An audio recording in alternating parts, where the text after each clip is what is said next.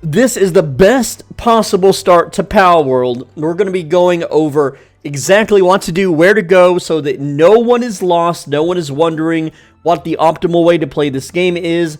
I am going to give you a fast, early start to get lots of gear, levels, useful, overpowered pals. This works in multiplayer servers to get ahead of others. It works for console. It does not abuse bugs or glitches, and it will not get patched.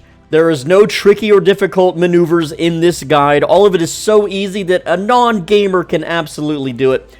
Now, the guide is a play-along style, but you can skip anything that you don't want to do or don't feel like doing, and you can still follow along with this guide. Everything will be just fine. First and foremost, we're going to do some optimal settings here, so go to options. You will want to do this. It will make things so much easier. Go to game settings here on the left side, then go to keyboard, and you want single button press to hold interactions, or for hold interactions to be on. What this does is, let's say you're crafting 100 arrows. Normally you would have to hold the F button down to craft the arrows. Well, in this case, you push the F button, you leave the computer, you go make a sandwich, whatever. It's so much easier. You want this selected on. Now, you might also want to change your controls. I know a lot of people hate the control button. I am one of those people. I don't like to use my pinky for anything.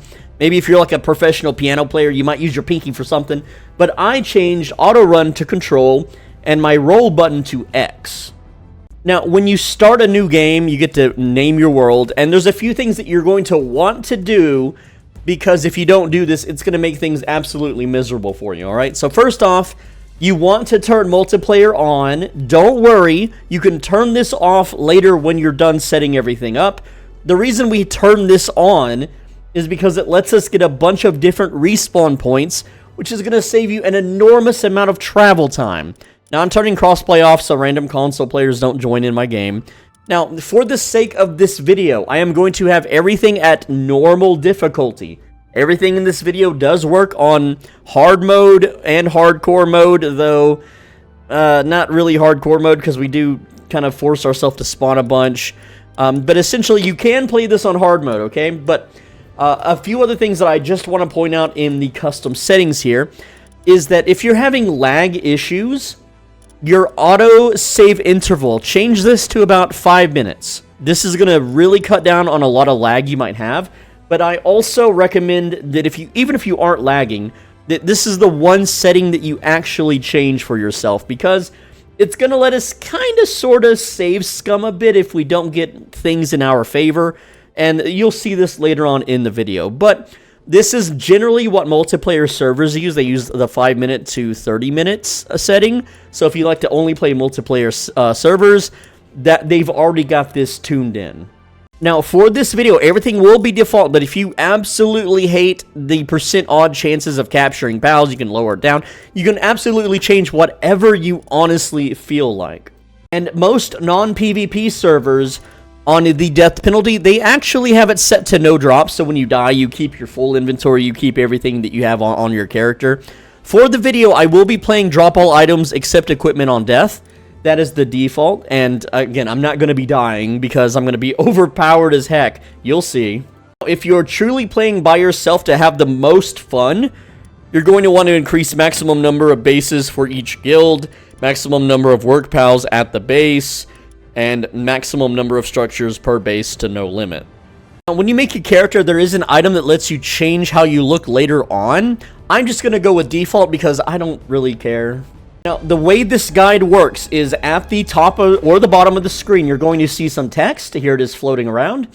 And if you don't know where you're at, there will be timestamps in the description. Hopefully they show up in the video. Sometimes they don't for some reason, but the timestamps will be in the description of this video. So if you need to know what's going on at whatever point in the video, just look for the text. It will always be on screen.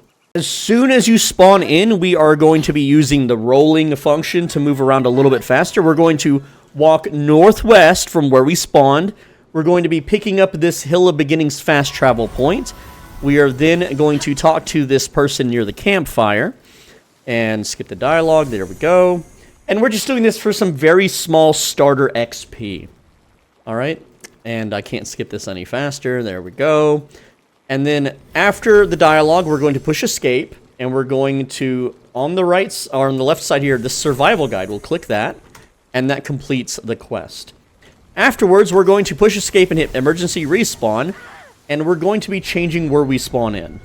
All right, after that, we hit respawn, and we're going to be going to the Marsh Island. So you're going to mouse over. Right here on the map, you'll see Marsh Island. We're going to go ahead and respawn there. All right. We're going to grab the fast travel, and we're going to talk to an NPC and get some items from them. And hopefully your computer loads as faster than mine. Boy, it's taken a while. What the heck? Anyway, not this NPC, not the PIDF officer. We're going to get this fast travel here. There it is. We are now level 2. But over here, west, there is a campfire. You can clearly see it, and a cowardly victim. We're going to talk to the cowardly victim, and they're going to give us 5 paldium fragments. All right? Now, every time we use emergency respawn, we get to keep what's in our inventory, okay? So again, we're going to now force our respawn once again, and we are going to respawn at the Eastern Wild Islands, just north of where we're at currently. There we go. And what we're going to do here, we're going to grab the fast travel, of course, but we're also going to harvest tin wood, all right? And there's a reason we picked this spot for harvesting wood, all right? So here's the fast travel. There it is. Now, to the right, or to the north, there's a double stack of trees, and when we punch the middle, we hit both trees at the same time. And what you're going to do is you're going to harvest tin wood from this. All right, and you can see it's auto-collecting. It sometimes won't. Sometimes the wood falls through the floor, so maybe aim up a bit more. All right, I got 8 wood so far, and I wasted my stamina there, but there's tin wood. If I open my menu, you can see here we have tin wood. That's all we need. Time, and you guessed it, it's time for another emergency respawn. Yep. Except I lied. We're not respawning just yet. My bad. We are going to go south and talk to an NPC that's at a campfire. See? There's another campfire here. Desert Runaway. Yes, we need these items. All right.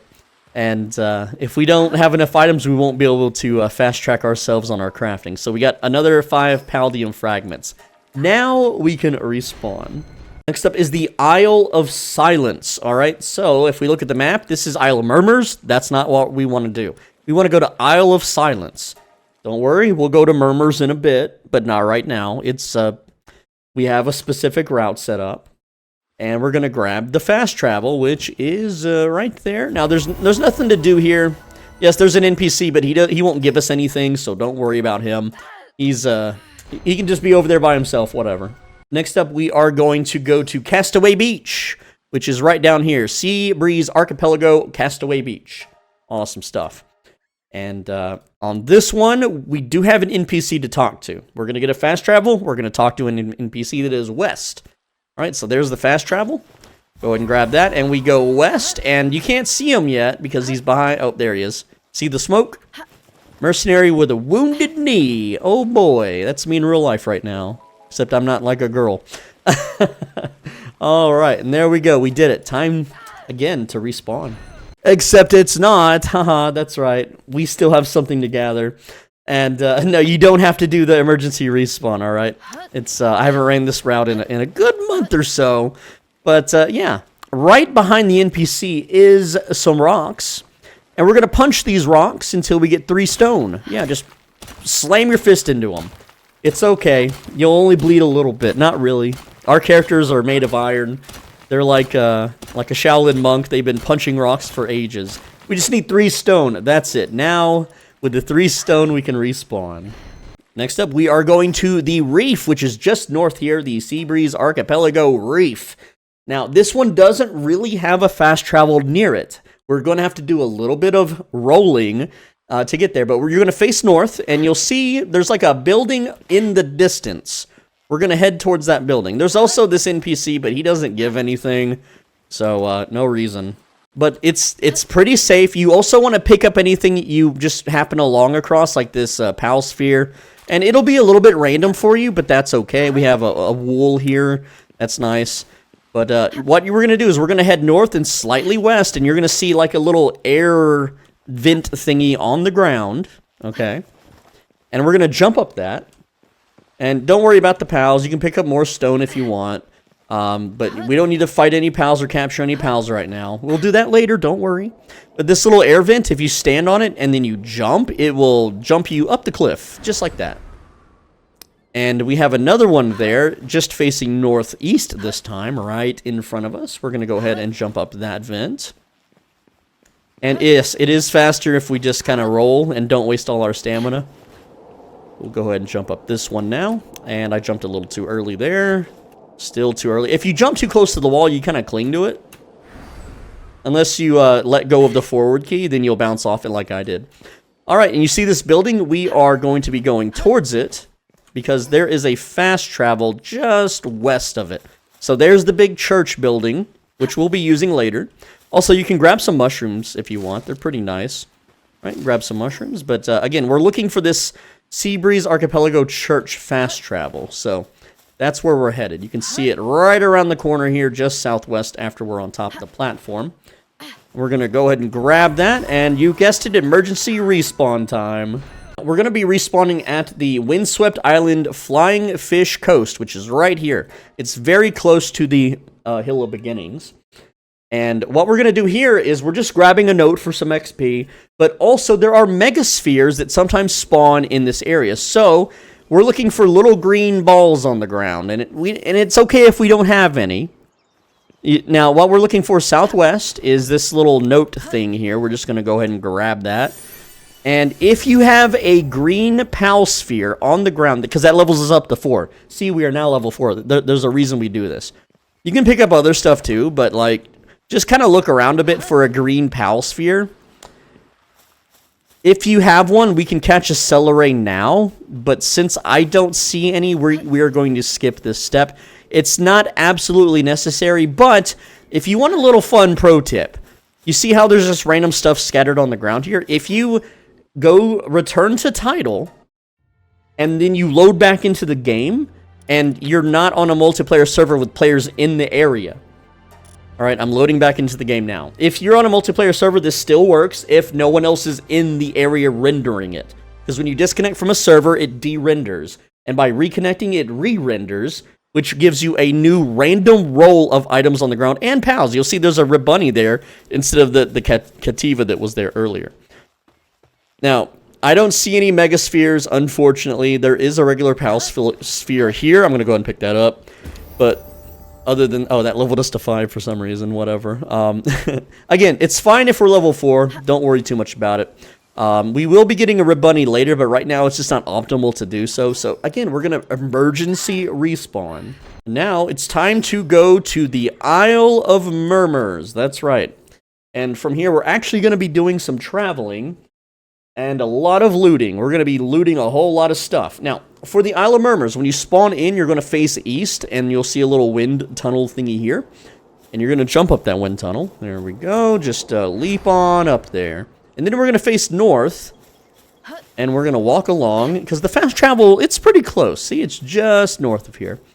And the little tip is if you run down a hill and crouch, you can kind of like slide, and it'll let you get around faster than rolling if you're going downhill.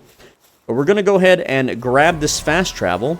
And again, this should put you around level 4. There is an NPC just north down here. We're going to talk to them. And that is going to give us 3 wool, which we will be using later. Now, what we're going to do is we are facing north. And we are going to cross the water here. And the way you want to do this is you want to make sure that you wait until your character's swimming. And then push your sprint key or your run key so that you're actively swimming. And we're going to swim across, and what we're going to be doing is we're going to be collecting a whole lot of stuff. And this is very dangerous, but there is tricks to avoid combat that works in multiplayer and single player as well. And I'm going to show you that trick, but as soon as we swim across, we are going to put down a POW box. Alright, so this is where we're at on the map, okay? So we're at the Isle of Murmurs, we went north, we are now on this little part of the island. This is called Sakurajima.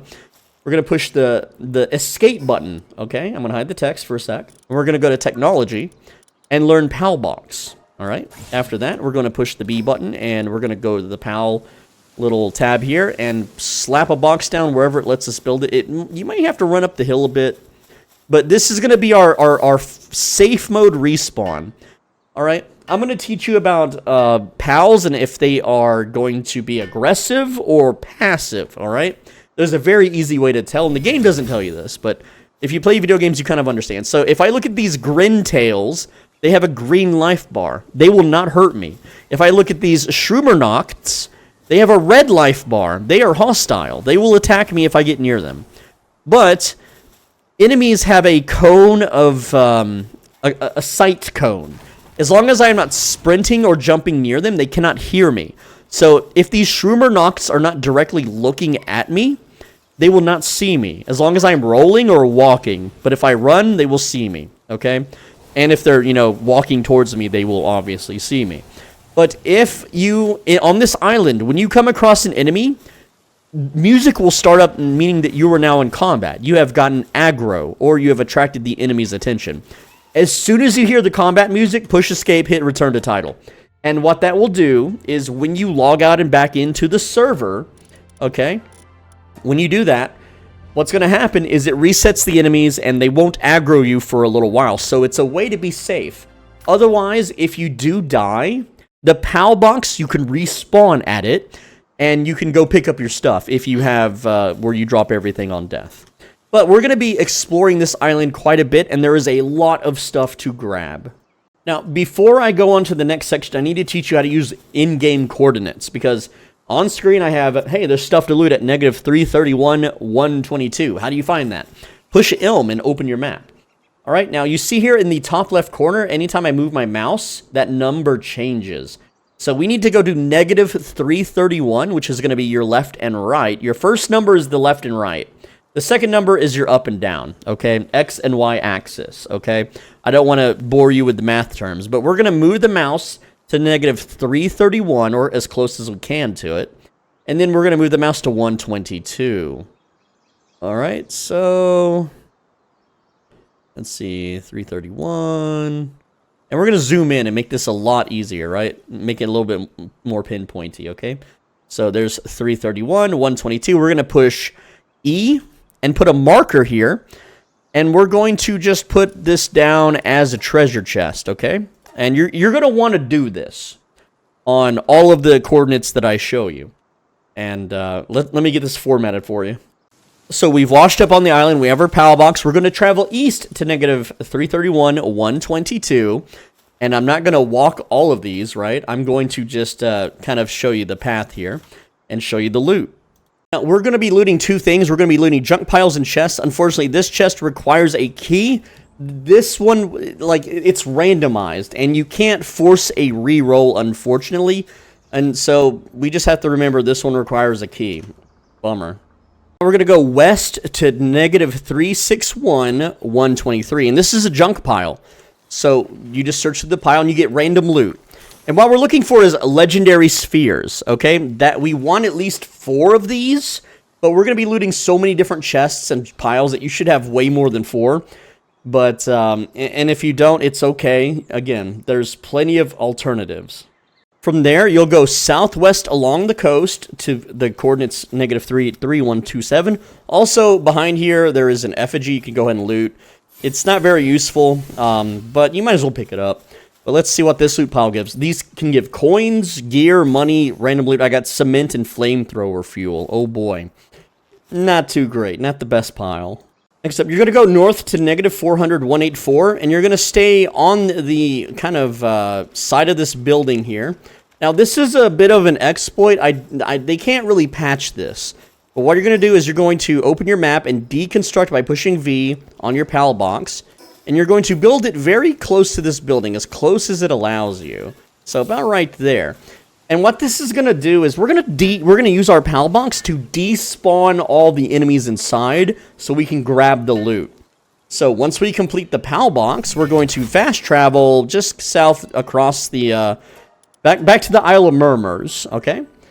And after we fast travel away, it will de-render all the enemies, and when we fast travel back, because our base is there, enemies cannot render inside of your base. Also, I put a treasure chest there, so that kind of makes it a little bit annoying to fast travel to.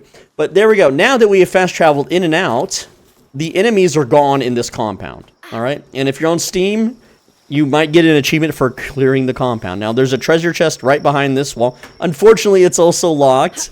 Bad luck on my part. But inside the compound, we're going to go into the building here. And there's another chest. This one, we got some stuff. Pretty cool. Now, there will be a random pal in the cage. Actually, it's a bunny. That's funny, because we need one of those later. But this can have a whole assortment of stuff. I don't even have the full list of what I can have. It doesn't matter what's in here. Just grab it. It's free. It's a high-level pal. So now we have an actual pal. This is a level 33 bunny, okay? And we're going to walk out the door, and there's a kind of a watchtower here. And we're going to climb up that watchtower. There we go. And grab the chest up here, too. Some coins, but no legendary spheres, unfortunately. Now, your character might be hungry at this point, so guess what? Just emergency respawn, and now you're not hungry anymore. There you go. Now, at nighttime, the enemies are way more peaceful. The Bushis, if they aggro you, they have this dash attack that just insta-kills you, so you're going to have to log out before they do that to you. But we're going to go south to -394146 and grab the chest. Unfortunately, still no legendary spheres. A very short distance west is another junk pile. There we go. Let's see if we get anything good. And we got, oh, a gold key. Look at that. We can actually go open one of those chests now. Not too bad. We can do that later, though. Just northwest of that is another chest. And again, coins are always welcome. Really want spheres, though. Just north of that is another junk pile. Let's see what we get. And coins, circuit board, whatever. I'm going to use that key by basically respawning at the base, because I remembered there was a locked chest there. So let's see if we get anything good. I'm just warping back to the base. But I'll give you the coordinates on where to go from this junk pile. Also, there's a soothsayer that was going to get me anyway, so... The loot can be a little better on a locked chest, but there we go. Frag grenades, double-barreled shotgun schematic. Nothing we can really use. Now, if we travel west, there is another chest. This one, still no spheres. Just south a bit is a junk pile. And gold coins always welcome. Now, you used to be able to log in and out after looting a chest to re-roll it if you didn't get what you liked. That's been patched. It no longer works. Alright, and again, we go south, there is another chest. From here, if you just face south, you should see a fast travel. And sometimes there's a Bushi here in the middle. Right now there isn't. Sometimes there's those damn mushroom nocts that are pretty scary. Right now there's just a grin tail. I'm not going to give you cords for this junk pile, but we're just going to roll our butts over here to the fast travel. These NPCs don't give us anything, and if you kite a mob into them to get them killed, they don't really drop anything either. But yeah, just southeast of the fast travel is another junk pile. Just northwest of the fast travel is a chest. And there we go, we got our third legendary sphere, but we still have more to loot because we want the money and the drops. But if you don't like doing this loot step, once you have 3, you're pretty good. These things all respawn in 5 real-life hours. So you can always come back here later if you need more. Now, this one's pretty dangerous. There's a lot of hostile enemies around and on the way, but you can just log out and back in until you get here. But it's like in this little watchtower. And there we go, another legendary sphere. The next one is west. It's near a little shack, kind of on the corner here. All right, another one. We also got an ultra, though legendary is better. But yeah, fun times. And then west from there is another chest. Pretty cool. And then finally, west is the final junk pile. We're going to go ahead and grab that. And again, you can get legendary spheres from that. We got another gold key, so we can actually go back and get that first chest now. Also, there's an herbal effigy there. But this is what your map should look like. You want to make sure you're putting these markers down, because we can come back in 5 hours and do this loot run again. And we'll have mounts to make this trip way, way faster. But if I remember, this chest was locked with a gold key, so I'm going to force respawn, swim across, and then grab this. All right, let's see what we get. And 3 ultra spheres, money, some schematics, whatever. All right, awesome. So the loot part is done. You can see in my inventory that I have about 38,000 coins. Now, I'm going to tell you right now, this is actually a bad loot run. I normally average over 40k, and I normally average about 7 legendary spheres. You can see they have a capture power of 38. The Ultras are only 33. That's fine. We can still work with the Ultras. And we only need 3 legendary spheres anyway, because we're going to save scum them. So what we're going to do is we are now going to go pal shopping with some of our money. And it's going to give us a higher capture rate with 2 specific pals. Patras and Whipsaw. So we're going to be respawning at the Eastern Wild Islands, which is all the way up here. It's kind of northwest. Like, here's the map. Eastern Wild Islands. We've already gotten that fast travel, but we can just, again, respawn there. We get to keep all our gear. It's fine.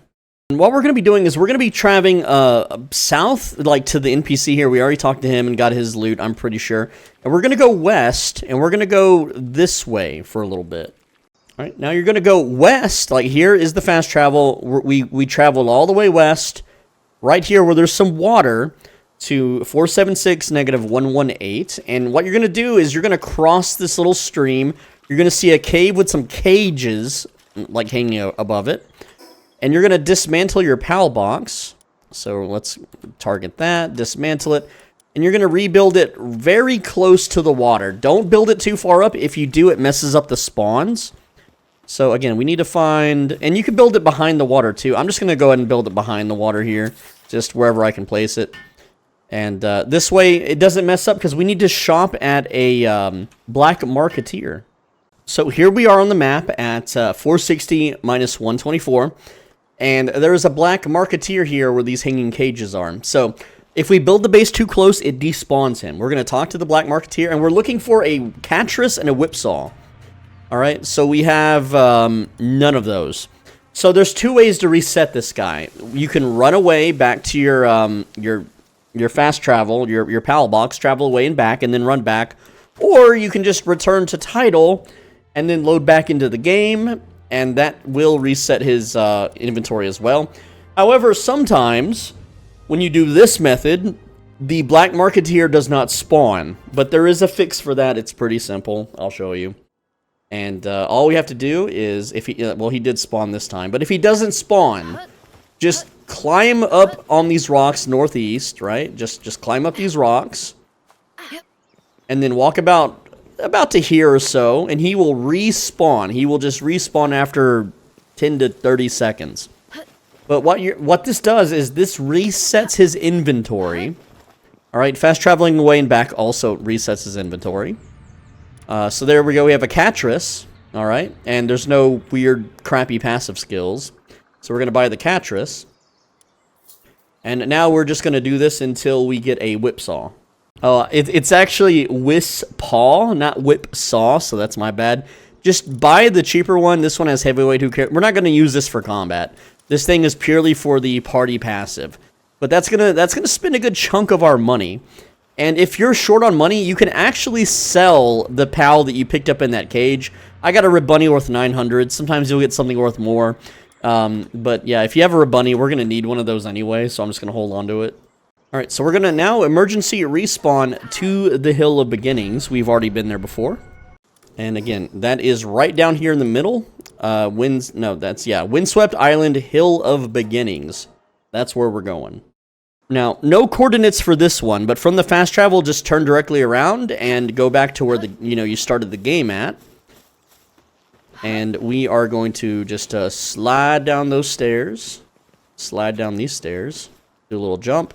There is a chest within this little area. Yeah, it's right over here. So there's a note that we want to grab. And just to the left of that note is a chest. It doesn't have a lot of money, but it's got some stuff. We're going to go ahead and grab that note as well. And that's going to give us some XP. Next up, we're going to jump down to 249-523. And I'm not marking these chests on the map because they're crappy chests. They're just good at the start, but you can see the chest is right down there. I'm just going to jump down to it. Yeah, I'll take some fall damage, but who cares? And go ahead and grab that chest now. Alright, so from the chest that we looted there, we're going to go west and down even more to 237-527 for another chest. Let me get that marked. Alright, yeah, it's just this way. We're just going to slide down. Oh boy. And then right through here, is it? Yeah, there it is. Hidden in the corner there. Boom. Megasphere, alright. We also want regular PAL spheres. We can get PAL spheres easy, but this is just one of the easy early ways to do it.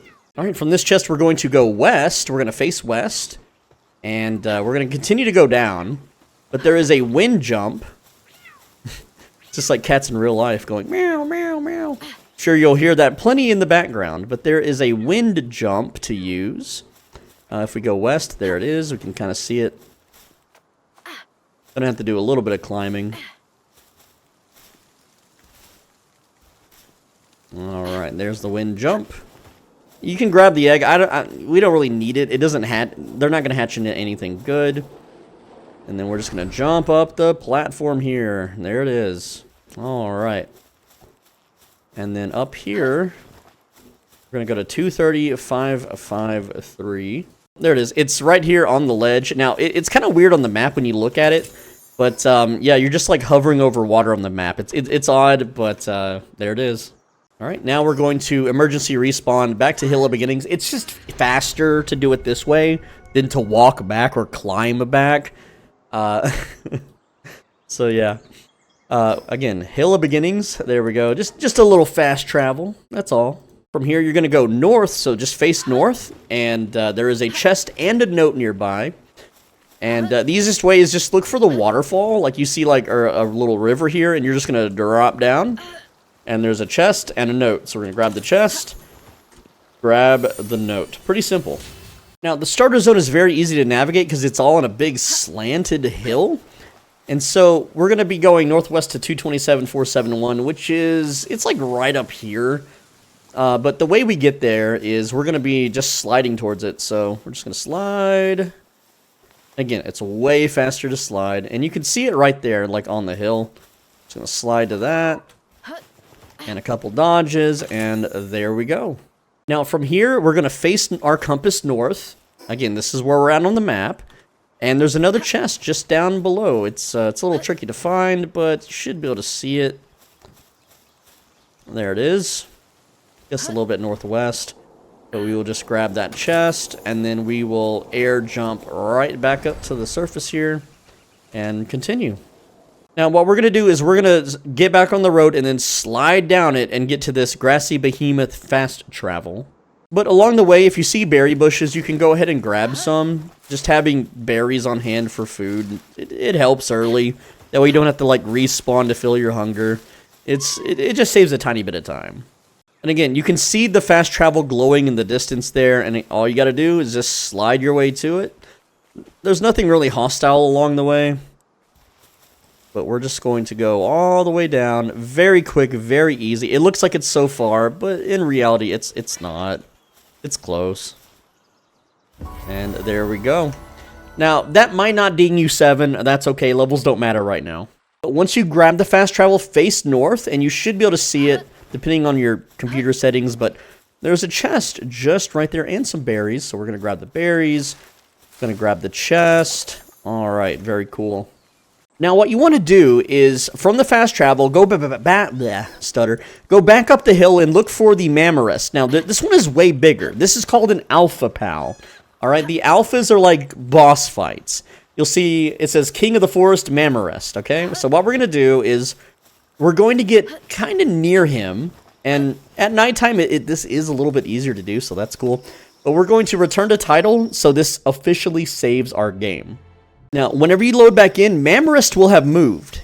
He's going to be kind of anywhere in this vicinity. If you still can't see him, just exit and reopen the game. But in our party, we have a Catris, which has a 10% chance to prevent Pal Sphere consumption, and Wispaw, which increases the capture rate when you do a back bonus, which means when you throw your legendary sphere from behind. So we need to find Mamorest's front. There's his trunk. There's his face. He's sleeping. There you go. We want to get behind him and throw it at his back. All right. And you can do this during the day. It is easier at night though. And so what we're going to do is we're going to throw the legendary sphere. You can see it has a 27% chance to catch. And if it fails, we're going to Alt F4 so we don't waste our sphere. So I have 5 spheres. Let's see. There we go. Now I have 4 because it did not proc Catris. It failed to capture him. I'm going to Alt F4. It did not save the game. And now I'm just going to load back into the server. You'll notice that I'm going to have 5 legendary spheres once again.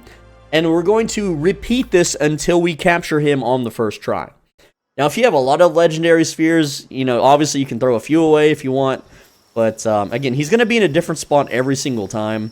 So we just have to kind of find where he's sleeping. Oh, there he is. So we're going to wait for him to go back to bed. There we go. And you can see here, legendary spheres are back up to 5. Go ahead and throw another one. Our catchers did not proc it because we would still have 5. And it looks like we got him, maybe? Yep, there we go. So we just captured Mamorist. And our inventory is full. You definitely want the ancient civilization parts. Alright, so I'm going to just clean up my inventory here. We don't need the bunny ribbon. And I don't really need... I can always chop wood, so I'm just going to throw the wood away for now.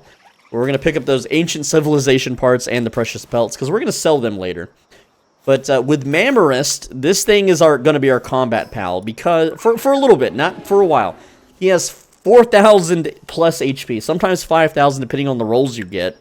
This thing is beastly. It's also grass-earth type, I believe. Yeah, grass and ground type, so that easily beats up some of the earlier bosses. But this thing also has level 4 lumber and mining and planting, so it's just useful. But by capturing him, because he's a level 38 boss monster, our level is now 13. So you might be level 12 or 13 depending on just how things go. But again, levels don't matter right now, but again, you got some levels. Alright, we need to make a little bit more inventory space because we need to carry a few things from NPCs. So I'm going to actually throw out simple bait, stone. Again, we could always mine stone later. Although I like to have a little bit of wood, stone, and stuff just so I can put down a PAL box. We don't really need it right now. I can also throw out the high quality bait, but just having a few inventory slots open is more than enough. But from the fast travel, we're going to travel west, and we're going to go to this little building here, and there's some NPCs. And you can just power slide there, you know, run, walk, whatever, do some dodge rolling. It's fine. But we're gonna talk to both of them and get a quest to deliver some food, and it's just gonna give us some early XP. It's just pretty cool. Also, there's a life monk effigy here. This is gonna increase our capturing power, so we'll grab that first. We'll talk to the lady with the farm hat and deliver a special dish, and talk to this skilled islander, and he's gonna give us some paldium fragments. Pretty cool. Now, from the NPCs, we're going to go southwest, and we're going to go along the beach here. And we also need to catch a celery, alright? So, you should have some PAL spheres or a mega sphere by now. If you don't, I mean, they're all over the ground as you've been running around. But we can open this chest here, first off on the beach. You should have gotten at least one PAL sphere, but we're going to go ahead and do a return to title, so we save. And then we're going to punch and capture a celery. You can also use that Ribunny, or not Ribunny, but you can use whatever PAL you have that's kind of weak. Hopefully it doesn't one-shot it, because it probably will. But it's better off just to punch these things. But we need to capture one of these celeries. Now, you'll notice that they were here whenever I saved. Well, they're back now. But this one's level 3, this one's level 2. Just go for the weak one, okay? Now, with a PAL sphere, on a back bonus, I already have 46% chance to capture it. I don't want to risk it, so I'm going to just smack it. I'm just going to box it until it's low HP. And that should increase our chances to capture it by about 30%. And yeah, punching these, you know, PALs isn't really ideal. This one might run away. If it runs away or tries to kite you, it's showing its back to you, which makes it easier to catch, right? And it will shoot spells or whatever at you. Okay, I can no longer reach it. Alright, so let's try it. Let's see, 87% chance. You just need one celery. We're going to be trading it, so... There we go, we got a celery. That also gives us some aquatic PAL fluids, which we'll use later. But along the beach, there's more loot to grab, so let's get to grabbing. Alright, so I have coordinates for one chest, but you can clearly see two. So anyway, this is where I'm at on the map. And there's a little chest right here. This is the one the coordinates are showing, so we'll grab that. But if we turn west a bit, you'll see a chest up on that ledge and a little wind jump. And so we're going to go ahead and grab that. Also, we got a Mega Sphere, so that's cool. But, yeah, we'll go ahead and jump up here now. And we're just going to fall back down. Don't worry, you won't take fall damage if you use the wind jump. And grab that. There's also a stone here. I have full inventory. So, anything I can throw out? Not really, because we need all of this stuff, honestly. And it sells... Well, we don't need fiber, so I'll throw the fiber out. We don't need stone anyway. But from the wind jump, we're going to now jump all the way up, facing west. So there we go, all the way up here. And then we're going to climb up. And we're going to continue along northwest. Not exactly along the road, but kind of, sort of. Also, we got a Pal Sphere here on the ground. Just go ahead and pick that up. Again, it's random if you find those things on the ground or not. We got mushrooms. We're going to pick those up as well. Just grab that. And we're continuing along west. And you're going to see, like, a little farm thing here. And there's supposed to be... Oh, there it is. The NPC. She's bent over doing her farm stuff. This is where I'm at on the map, okay? So I just went from the beach. We jumped up the airlift, and we went west. All right, here's the Desperate Farmer, and we're going to talk to them. And they want a pal to help water crops, which is the celery that we caught. So we're going to go ahead and turn in celery, and that's going to give us a bunch of XP and some items and some money. And this is why we had open inventory slots, so that we could get the, you know, just... the loot from the Desperate Farmer here. From here, we're going to continue west to the small settlement. It's just super close from this NPC. We're going to go... And yes, I know there's a quest up here in this little area. We'll do that in a bit. But we're going to go down here to this fast travel and then claim it. There we go. And we're going to slide into town here. And the first things first, if we pass this little guard tower on the right... There is a PAL merchant, and we're going to buy a dire howl. Alright, let's see. There is no dire howl here, unfortunately. So, boo. So, you know the drill. We're going to hit return to title, and we're going to re-roll it. Now, when buying the dire howl, make sure it has no negative passive skills. This one is pretty basic. This only costs 4,600. You should have enough money from all the chests we've collected so far. There we go. We now have our dire howl. We're going to be using this later as a mount. But if we continue north here, there is a merchant in red, and we're going to sell pretty much everything that we've accumulated so far. So like flamethrower fuel, cement. Don't sell your PAL souls. You can sell the mushrooms. Don't sell ancient civilization parts. I would not sell the stout fruit either. Wool, we do need wool. We need dog coins. The kinship peaches, you can sell these. The slab fragment, we're going to sell that. And then any kind of schematic, tech manual. No, that only sells for one, so we'll hold on that. The precious pelts. Again, a lot of these things sell for quite a bit early on, so it's very valuable. Berry seeds, peach, training manual. I'm going to go and sell those. We don't need medicine or special food. Again, don't need schematics or ammo or bait or circuit boards or arrows or bread or berries. Or, again, I'm just selling everything here of value. I'm not going to sell the key. Let's see. Or PAL fluid. We're going to keep PAL fluid. But this is, again, going to give me 14,000 in sales. So now I'm packing quite a bit of money. So while you're at this NPC, you're then going to buy up to the point where you have 15 total leather and 4 total wool. Because I found leather and wool earlier, and a quest NPC gives us wool. Because I found one. I know the text is in the way. I already have 4 wool. But for leather, I have 1 leather, so I just need to buy 14. You might need to buy more or less depending on what you found on the ground. But here at the vendor, we're just going to go to leather. And I'm going to buy 14. And yes, I know it's a little expensive. It's fine. We're going to make a lot of money very quickly later. There we go. And I have 4 wool, so I don't need to buy any, but you might have to buy some. Right, we still need to turn in a quest, so go back to your little fast travel icon here. And we're looking for that tower. There's the tower with the reliable PIDF officer. So we're going to talk to him and give him food, and then he's going to give us food as a reward. Or no, he doesn't give the reward. So we give him the farmer special dish. There we go. And then we're going to emergency respawn so that we aren't hungry anymore. And we're going to go back to that NPC camp that we were at earlier. I'll show you. And we will then get some cheeseburgers, which we will then sell.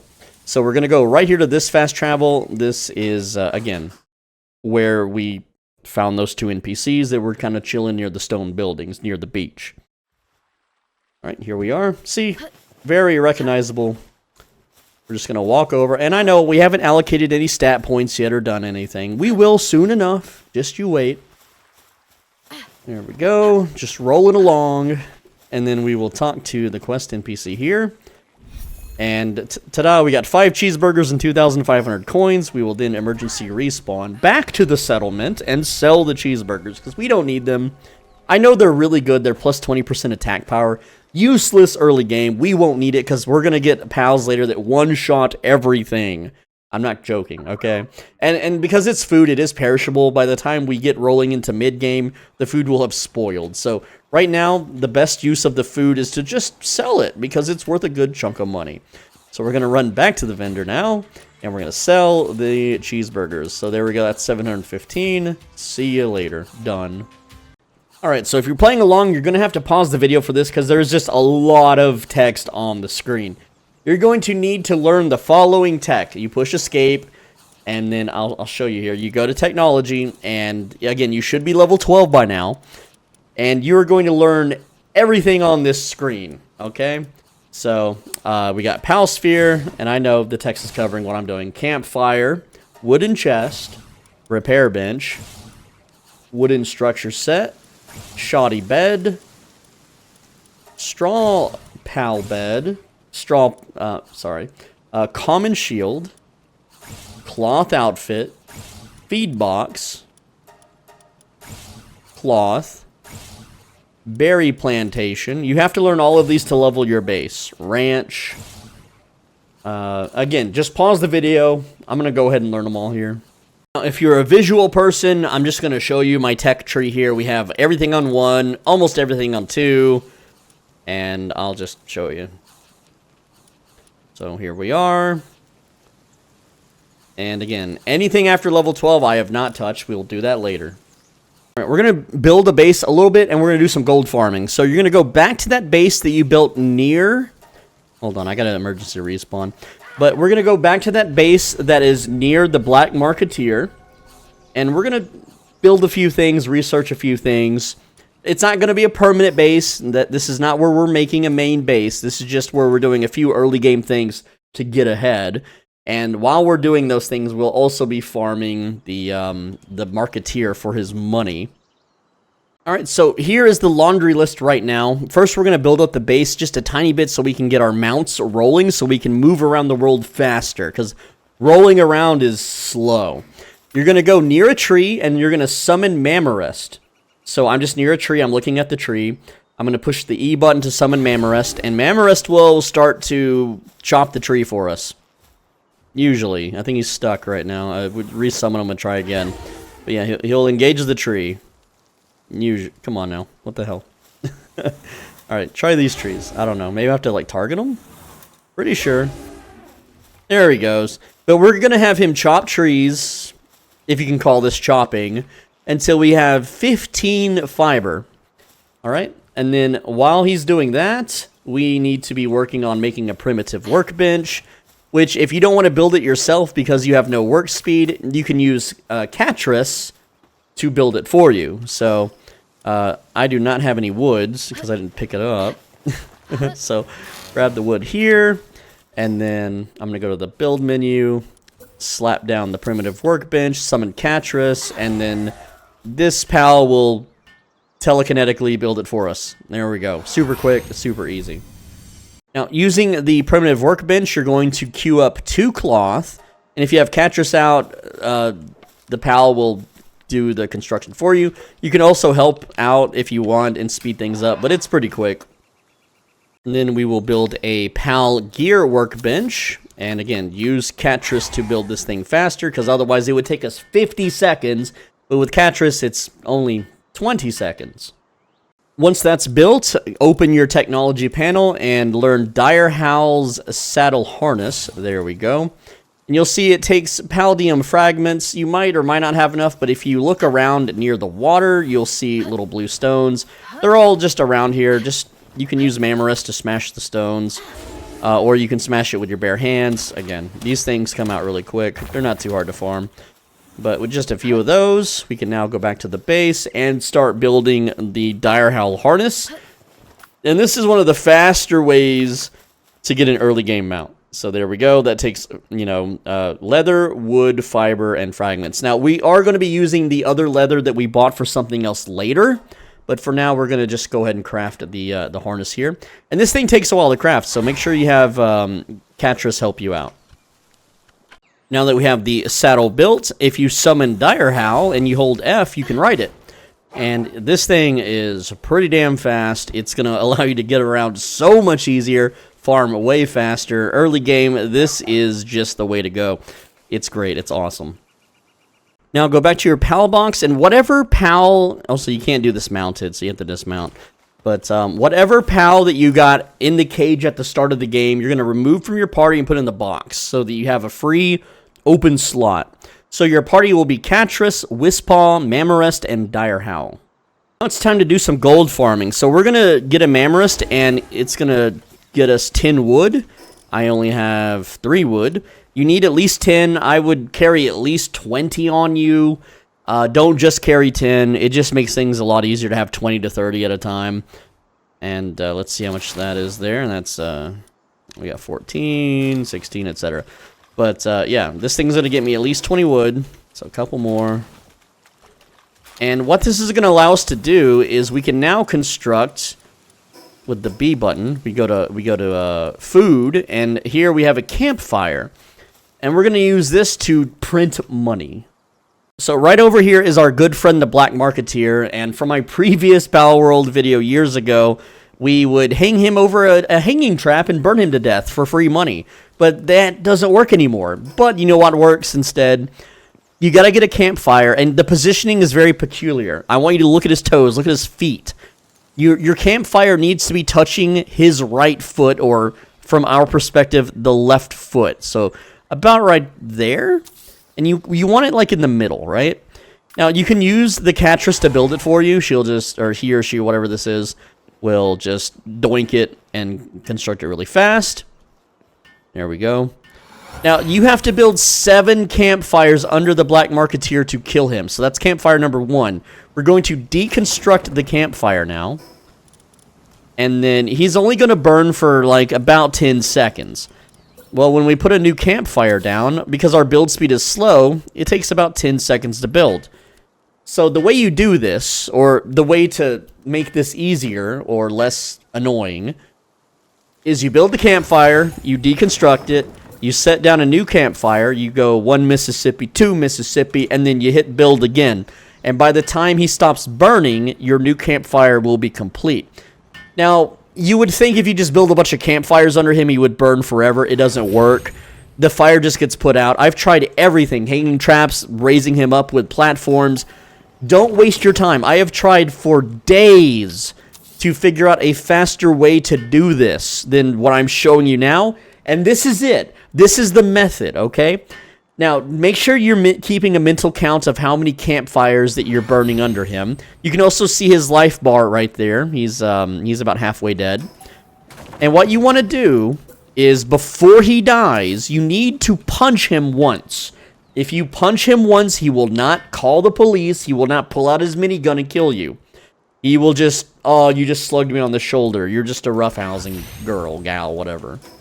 Assuming you are playing a girl character, right? I mean, why wouldn't you be? But,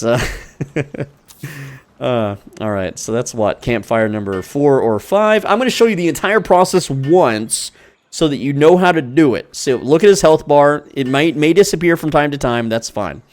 Alright.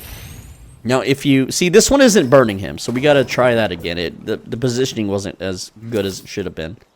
There we go. Also, if you can't see the build menu, like if you walk up to him and you can only see the talk option, position your character to face different ways. Not your camera, your character needs to face a different direction. And by facing awkward directions, you will then be able to build it. If you still can't build it, pop out Catrus, and it will build it. Alright, so this campfire won't kill him, because there's his HP. It'll take one more after this, so we're going to deconstruct this. And to deconstruct it, you just push B and then C, and then you can click, okay? Now, we're going to slug him once with our fist. Boom, right in his big old gut. And he doesn't care. He's just smiling at us with his little pipe, whatever. He's just looking. He's like, what are you doing, bro? And, yeah. So what this is going to do is when we kill him, he's going to drop a massive pile of gold and a gold key. All right. There we go. And, again, this should kill him. So we can go ahead and unsummon or deconstruct the wood pile. And there, now he's dead. So we just got 10,000 coins and a gold key. Now, he will respawn. This is how you respawn him. You just run back this way, climb the rocks, and wait a bit. Just wait a little bit. He'll come back. He always comes back. You ever see that that kind of, I don't know, short video, TikTok or Instagram, where pizza delivery guy knocks on the door falls inwards, and the guy answers like, oh yeah, the door always comes back. He always comes back. Now, if for any reason he doesn't, all you gotta do is the emergency respawn, and then respawn at your base. If you get hungry, this is what you do. And if that doesn't work, you respawn away from this whole area. You would respawn like down here, die again, or fast travel, back here, and that will respawn him. If that doesn't work, go back to Hill of Beginnings, log out, log in, and then run, or then fast travel back here. Don't run there, of course. And that will respawn him. So what I need you to do now, and this is kind of a boring part, but it's going to save so much time and make us insanely powerful, is you need to sit here. He drops anywhere from 10 to 15,000 every time you do this. And granted, this does take about a minute and a half, if you time it, to kill him every time. But we're going to now kill him over and over until we make about 300,000 coins. So you can see right now, because we had some coins from our chest, we're at 50,000. Not too bad. We just need to farm 250,000 more. So, again, just keep building campfires. And the way we do this is, or the reason we do this and not kill him normally, like if you summon a pal and attack him, he will kill your pal. The cops come, they will kill you. You don't want to do that. You instead just want to slow roast him, punch him once, so that you technically get the kill credit for that. And you can punch him now. Like, I can punch him right now. Okay, well, he aggroed me, so whatever. We'll just respawn or let him do that. But, normally he can tank a punch and not aggro. I don't know why he aggroed there. But, again, logging in and out will fix that or whatever. But, essentially, you just repeat this process until you have the money. It will take time. And you can punch him early and then burn him, or you can punch him while he's weak.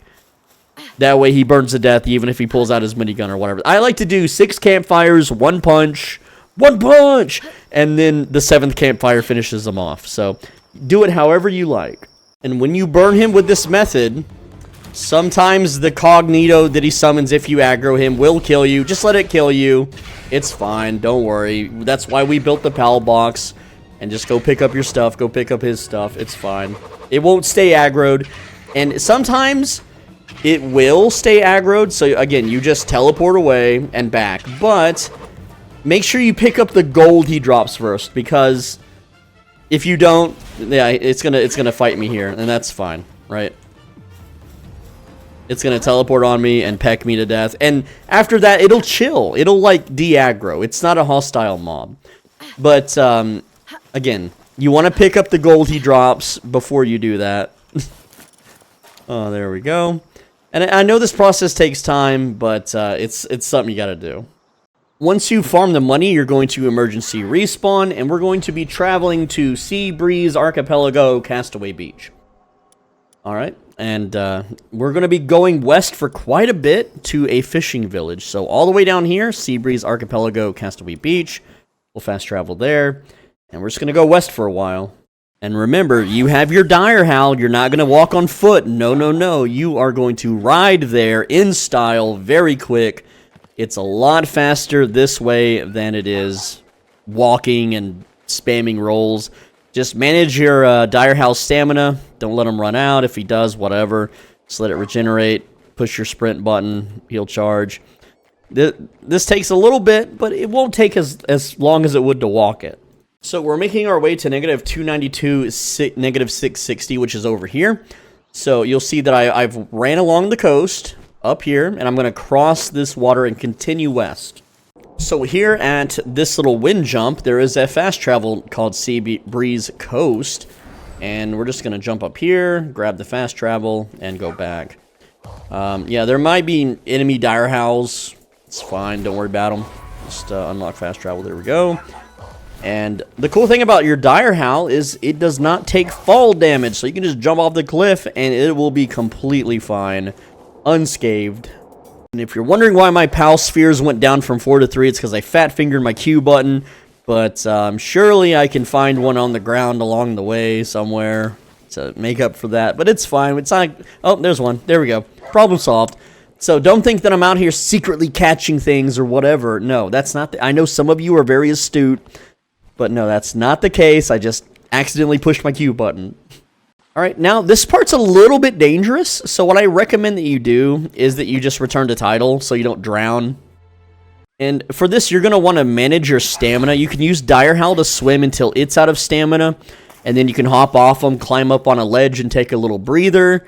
And then resummon it and so on and so forth. So for instance... Like, you know, small distances like this, you can get on a little ledge here and make sure the stamina goes back. But we need to continue along west to at least this coastline. So we have some pretty treacherous, I don't know, terrain to navigate here.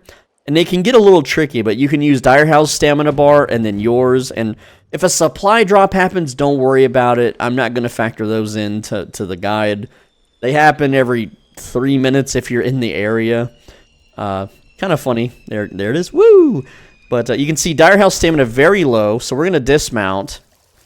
And we're going to climb up on... We're going to swim up on this ledge here and climb up top. Just like this. And yes, there is an intense heat. But as long as we stay near the coast, it won't kill us too badly. So we're going to let Dire Howl get his stamina back, and then we can go ahead and kind of, you know, swim along here. And then we have another pocket of safety over here. Again, you should be able to figure this out. It's not too bad, but there are people out there that aren't good at video games, so I do have to hold their hand just a little bit. I'm sorry. But, again, just stay near the coast, and the intense heat warning will go away. But one thing I like to do is once I reach the coast... What is that? That's a Wixen. We do need one of those later, so just keep in mind this location has Wixens. But... when I reach this location, I do, as a safety precaution, like to rebuild my PAL base. And I know there was other buildings over there, but it doesn't matter. We can always fast travel back later and get it. But I'm going to put a PAL box down, just in case something bad happens. We can respawn here. Now, we're going to run along the coast. For this, I don't really need to swim around this box too bad. But, again, just run along the coast. And there are life monk effigies kind of hidden around. You can also grab, like, there's other effigies, too. If you want to grab them, you can. You can go ahead and grab the Pingulate effigy and junk piles. Junk piles are nice, so we can go ahead and again, you can loot these while you're on your Dire Howl. There we go. Incendiary grenade, oh boy. But just run along the coast, and we will eventually get to a town. And you can grab chests if you see them, if you feel like it. Just remember, some enemies are hostile. These Kelpsy Ignis, they have a green life bar. They are non-hostile, so we're safe. But we're just running along the coast. And if you see an enemy that's hostile, you can log out, log in. It'll keep you safe. And again, you want to check these shipping containers. There's one life monk effigy there. There's another one along the way that we also need to grab. Or rather, near the town that we will grab. We got another junk pile there. This has some hyperspheres. Huge eggs are nice, but they do weigh a lot. You can see this one is a legendary quality. If you see huge egg, you might as well pick it up and hatch it later. Just see what you get. It's they're pretty easy to hatch. But yeah, we're just running along. That is not a junk pile. That's stone. This one's a junk pile, but you get the idea. Over this way, you'll see Fisherman's Point. That is the goal. Now, once you've reached Fisherman's Point, you're going to see a Rayhound and some other electrical creature, Sparket. They're just kind of on this generator. But if you look to the left of the Rayhound, there's the other Life Monk effigy. And when we use this on the Statue of Power later, this will increase our capture power. But As soon as you get to town, what we're going to be doing here is we're going to just run to the fast travel point and grab it. It is right here. This is where it's out on the map. And if you're following along, this is where we spawned in. We traveled all the way west along the coast, swam across, got up here, went to the fast travel, went west, built a base, just in case something attacked us, went along the coast, and now we're here at Fisherman's Point. Alright, so first thing we're going to do at Fisherman's Point is we're going to go to this wandering merchant right here. We can't do it while we're on the mount, though, so we have to dismount, which the game is not letting me dismount. There it goes. And we are going to buy 10 hardwood. So he sells hardwood. There we go. And we're going to buy 10 of those. And yeah, we pay 1,000. That's okay. We have 300k. All right. And then if you kind of like right behind him where this statue is, there's some people kind of kneeling, or this person kneeling down. We're going to talk to him. He wants us to bring him firewood. And then, well, we have 10 hardwood. So there we go. We turn that in. We get a bunch of XP and some gold coins. This should put you at level 14. Now, while you're in town, we're going to go to this green wandering merchant here, and he sells heat-resistant pelt armor. So we're going to buy that for about 8,000. Not quite. Also, any junk piles you might have gotten crap from, like, I don't need course ammo or rifle ammo. Let's see, what else can we sell? Anything? No, we kind of need all of this stuff, really. Oh, cement. I don't need cement for a long time. We can just go ahead and sell that just to free up inventory space. But we're going to make sure the pelt armor is it's auto-equipped for me. I don't know about for you. But this is going to help us resist the heat in the desert. So that's really cool. But what we're going to do now is we're going to ride west along the coast again. All the way till we see purple. And there is another black marketeer that we need to talk to. And this ride does take a little while. So I'm going to ride there and show you where to build a PAL base. And how to set all that up. Now, as we travel west, there is one more life monk effigy to grab. It's a little bit dangerous, and you really don't want to lose your dire howl to this. So you just have to get good, I guess, okay? There is a boss over here called Blaze. It's a humanoid with a flamethrower. And you can see the purple glow behind this crate. There they are. And in this crate is life monk effigy. There we go. Now, just note, there are Bushis that will one-shot you, so do not let a Bushi kill your dire howl. Just log in and out to avoid combat. And, yeah, continue along west. The armor should keep you nice and not toasty, I suppose. These punks have homing attacks, so you could try to outrun them, or, again, I'm just going to log in and out so it doesn't attack me. Alright, so we're going to be making a base at negative 794, 658. Now, there's a few things that happens. You'll see there's 3 Relaxosaurus Luxes over here. The Black Marketeer spawns over here. However, he's not always there. This is usually because these dinosaurs kill him. He can't take them on, and they're hostile. He's hostile to them. They hate each other. But if we build the base too close, he will never spawn. So we have to actually go to, again, negative 794, 658. And this area can be dangerous sometimes. Like, there's a Lee's Punk over there. There's actually a bunch. But yeah, it's about right here. I'm going to go ahead and, again, we're going to, disassemble the base, which gives us the materials.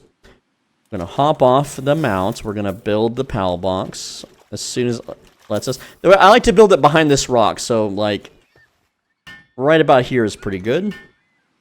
And then we're going to use the log out trick, or you can fast travel away to Fisherman's Point and back to your PAL box. Both of those work just fine. For me, my computer loads pretty quick, so I just log in and out. But if your load times suck, or you're on console, then maybe fast traveling would be better for you. But what this is going to do is re-roll the area, and hopefully those Relaxosaurus Luxes are gone. And we're going to run over to the PAL Trader. Okay, there's a Lee's Punk there. We're kind of outside of his aggro range. Should be fine. But right over here, just, again, we rode all the way west. I'm going to show you on the map. Here's the Black Marketeer. So, this is Fisherman's Point. We rode all the way west. We avoided Flare. And, along the coast, all the way up here. And what we want to buy from this Black Marketeer is Molderon. So, let's see if he has it. He has one for 33,000. But it has the slacker passive skill. I don't want a negative passive skill. So I'm going to re-roll that, and I'm going to continue to do that until I get a good molder on. Also note, you cannot just do the logout trick here. If you do, and you log out and back in, he will not spawn. It just doesn't work. I don't know why. So what you should do is emergency respawn. Respawn at your base. Or you don't have to log in and out. You can just respawn at Fisherman Point, which is... I'll go ahead and show you that. We'll respawn at Fisherman Point. We will then fast travel back to our PAL box and then run back again. And we're going to keep doing that, and hopefully he's not dead from Relaxosauruses or anything of the sort. But there we go. Just keep doing this until you get a Molderon that doesn't have a negative bad trait. Alright, finally found a Molderon. This took about 10 tries, okay? And we have a Molderon here. Make sure it has Volcanic Rain as its active skill. They all should. But yeah, we have a level 38 one here. Which is, preferably level 40 would be good, but it's fine. Don't worry about it too much. But we're going to go ahead and buy that, and that is going to be our main kindling and also our combat pal for quite some time. Alright, then go back to Fisherman's Point, and we're going to now buy a firearm. Oh boy, aren't you excited? Go to the Wandering Merchant, and you're going to buy the makeshift handgun for about 14k. Now, this thing has 300 durability, and you lose 1 durability per shot. So what this means is you need to buy 300 course ammo and no more, no less. Not handgun ammo, course ammo. So we're just going to buy 300. And again, we can afford it. It's fine. And if you want 300, whatever. I'm just going to buy 301 because I didn't want to click the arrow. But now we have a pretty good weapon. Also, if you happen to get any, like, grenades while you picked up junk piles, just sell them, because we don't need the grenades. We don't need cement. But yeah, other than that, we're pretty good. Right, now, we need to hit level 16, and there's a very fast way to do it. It's a little cheesy, though, and it's pretty fun, though. So we're going to go to Small Settlement, and that's pretty, yeah, Small Settlement, and then we are going to go to the Pal Trader, and we're going to buy an herbal, which is a little hamster dude. Oh, yeah, there he is up here. And this thing will revive us when we die. You don't have to do this step if you don't want to. It looks like there's not one there. So, again, I'm just going to save scum it until he's got one. And if you're wondering why I didn't tell you to do it earlier, it's simple. Well, you couldn't afford it if your luck was bad. Again, I've based this guide entirely where luck is a non-factor. So this is what herbal looks like. It's a little hamster dude. And this thing, it doesn't matter if it has a crappy passive or not. Just go ahead and buy one, and this thing will auto-revive us. It makes it easier. You don't have to get one if you don't want to. It's just, it makes things a lot faster. Alright, while you're also here at the settlement, buy some Pal Spheres. I'm just going to buy, like, 30. There we go. You don't need that many. You could buy 10. You could buy 5. I like to always carry around 10 to 20 at a time, though, just because it makes things easier. Once you're done in the settlement, you're going to, again, emergency respawn. And you're going to go back to Isle of Murmurs, but we're going to ride southeast to negative 226, negative 16. And I'll show you why. This is how we're going to get a couple quick, easy levels so that we can start sailing around the ocean willy-nilly. But we're going to respawn Isle of Murmurs, and I'll show you where we end up. This island is very low level. We have a gun. Nothing can challenge us right now. We have Dire Howl. We can get around super quick. It's a very, very short trip. Now, if you see a Ribunny, what you want to do is you want to capture one of these. I got lucky and had one in a cage, but just pop one in. If you pop them in the head, they're going to die. If you pop them in the body, they're going to be very mortally wounded. But then you can capture them. That's a level 2 Ribunny, 89% chance. We haven't even increased our capture level yet. But yeah, I'm gonna go to those waypoints. Just make sure you grab a Ribunny. That's all you need. If you find one, if not, it's okay. We can get one later. All right, the next step is we're going to go along the coast, but not too close because there's some very dangerous fish in this water. And we're going to fight a Alpha Pal Nightwing. So, just, again, go southwest to this question mark here at negative 27569. And you should be able to easily take on Nightwing with just your handgun. So, the fight is pretty basic. You can also use Molderon if you want, but I'm just going to shoot Nightwing here, get its attention. I have Molderon out. And you can capture this if you want. We won't be using this. But it's cool to have. And again, you can DPS it down with your gun if you want. And capturing, no, there's no harm in capturing it, right? But Moldron's more than strong enough to take this down. Your gun is more than strong enough to take this down. This is the first real fight of the game, right? And I know this is a flying mount, but we're going to be using a different one anyway, okay? So don't worry too much about it. But there we go. It's pretty weak now. I'm going to unsummon Moldron, and it's on fire. So regular Pal Sphere, 26% chance. I've got 30 of these suckers. I should be able to get it. I could also upgrade to a Mega Sphere that I found on the ground. And there we go. We got Nightwing. So we did that for about 2k XP, putting us at level 15.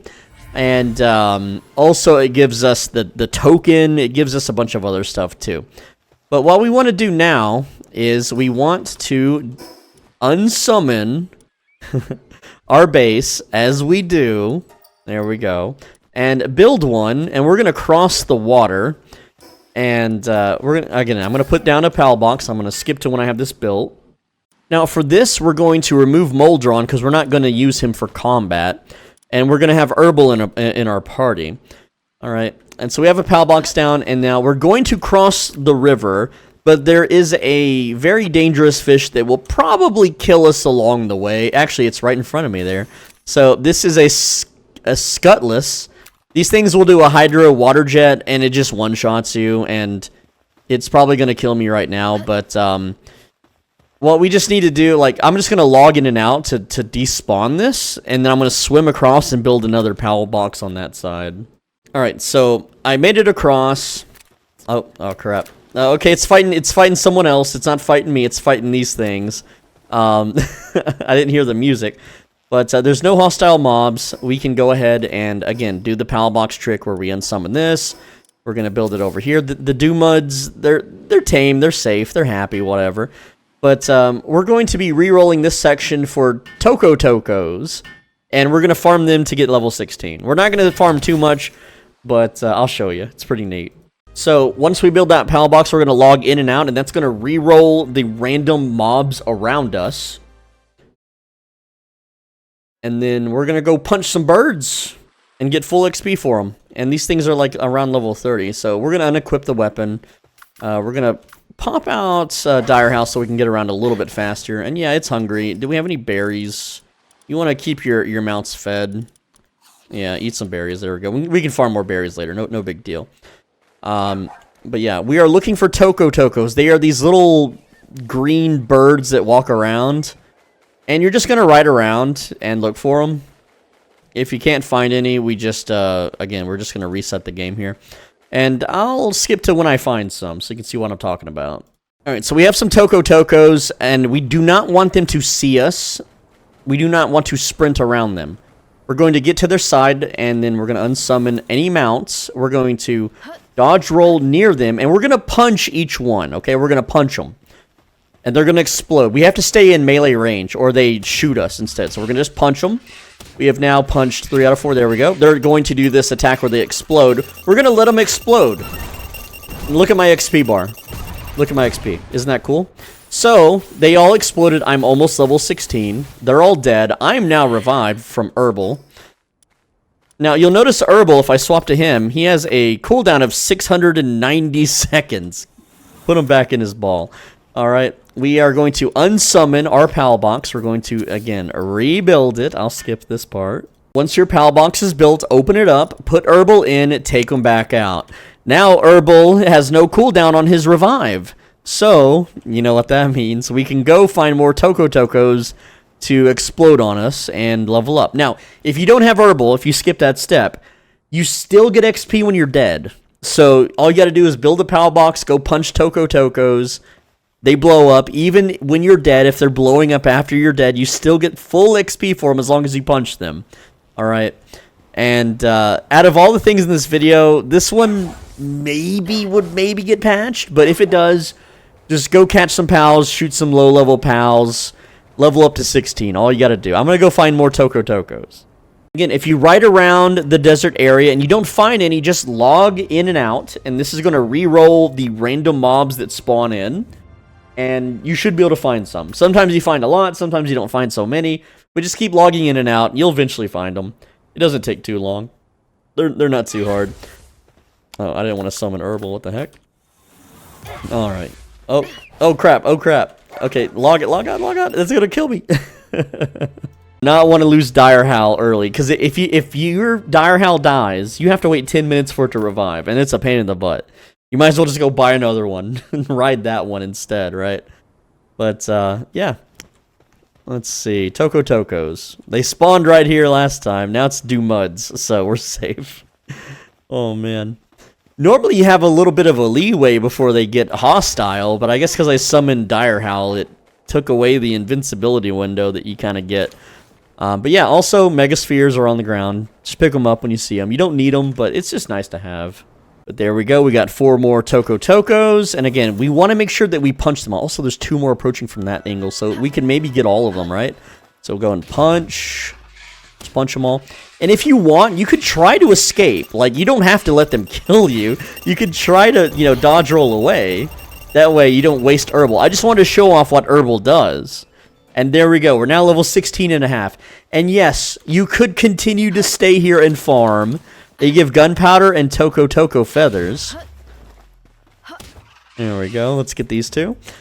But there's a better XP farm than these guys. And so there's no reason to really waste time farming here when we can farm triple the value elsewhere later. But all we needed was level 16.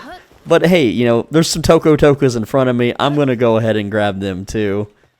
No, I'm not, because that makes the video more complicated. Anyway, I'm level 16.5 or over a half. Just get to level 16, you'll be fine. Once you're level 16, use emergency respawn or whatever and get to the Seabreeze Archipelago Church that we got earlier. You should have this fast travel unlocked. And then we are going to go into the church.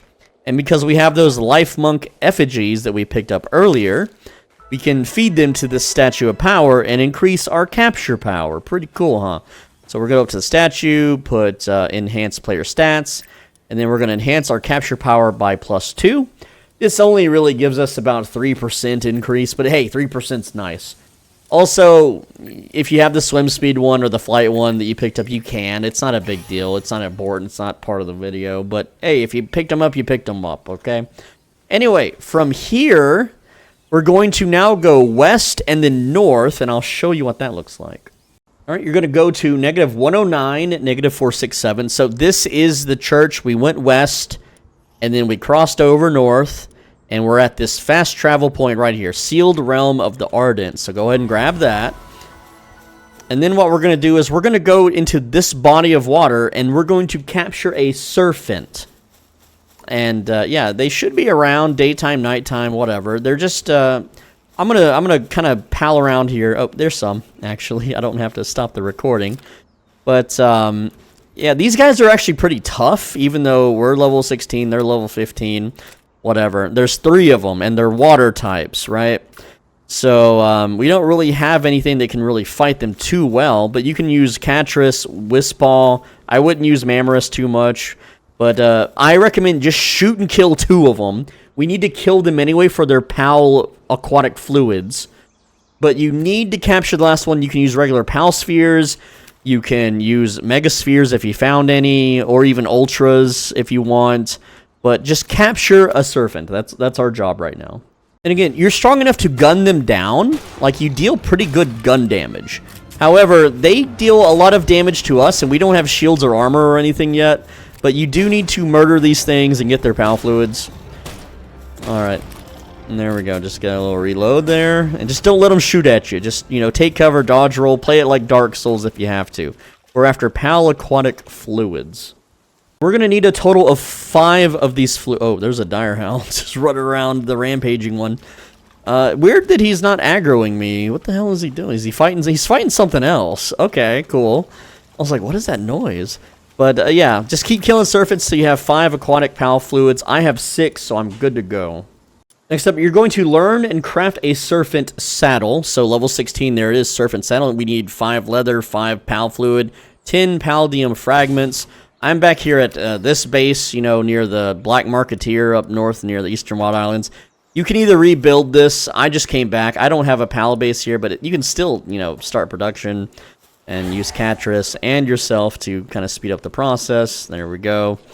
And yeah, it takes a bit to craft, but this is our aquatic water mount. This is going to allow us to sail all over the world. Pretty cool. Alright, so I recommend more gold farming.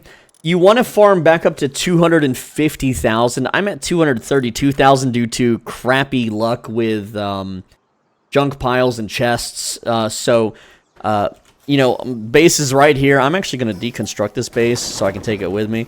But, ooh, a bronze cherry. Don't really need that one, though, because we can get better, and we're going to get better pretty soon. But, yeah, just farm the black marketeer as you know how to do. I already taught you how to do that earlier in the video. If you skipped ahead, rewind. And get back to 250,000. This is what your party should look like before the journey. You're going to use Herbal, Catrus, Wispaw, Serpent, and Dire Howl. And also, if any of these are hungry, grab some berries near the Black Marketeer area. Like, there's the cages, right? There's plenty of berry bushes around here. Just go ahead and grab them. And I know we haven't put any stat points into anything yet, but your weight should be pretty high. Look, I'm like 5 pounds away from weight cap. So I'm gonna put my weight up to about 600 carry capacity. Or no, we'll do 550.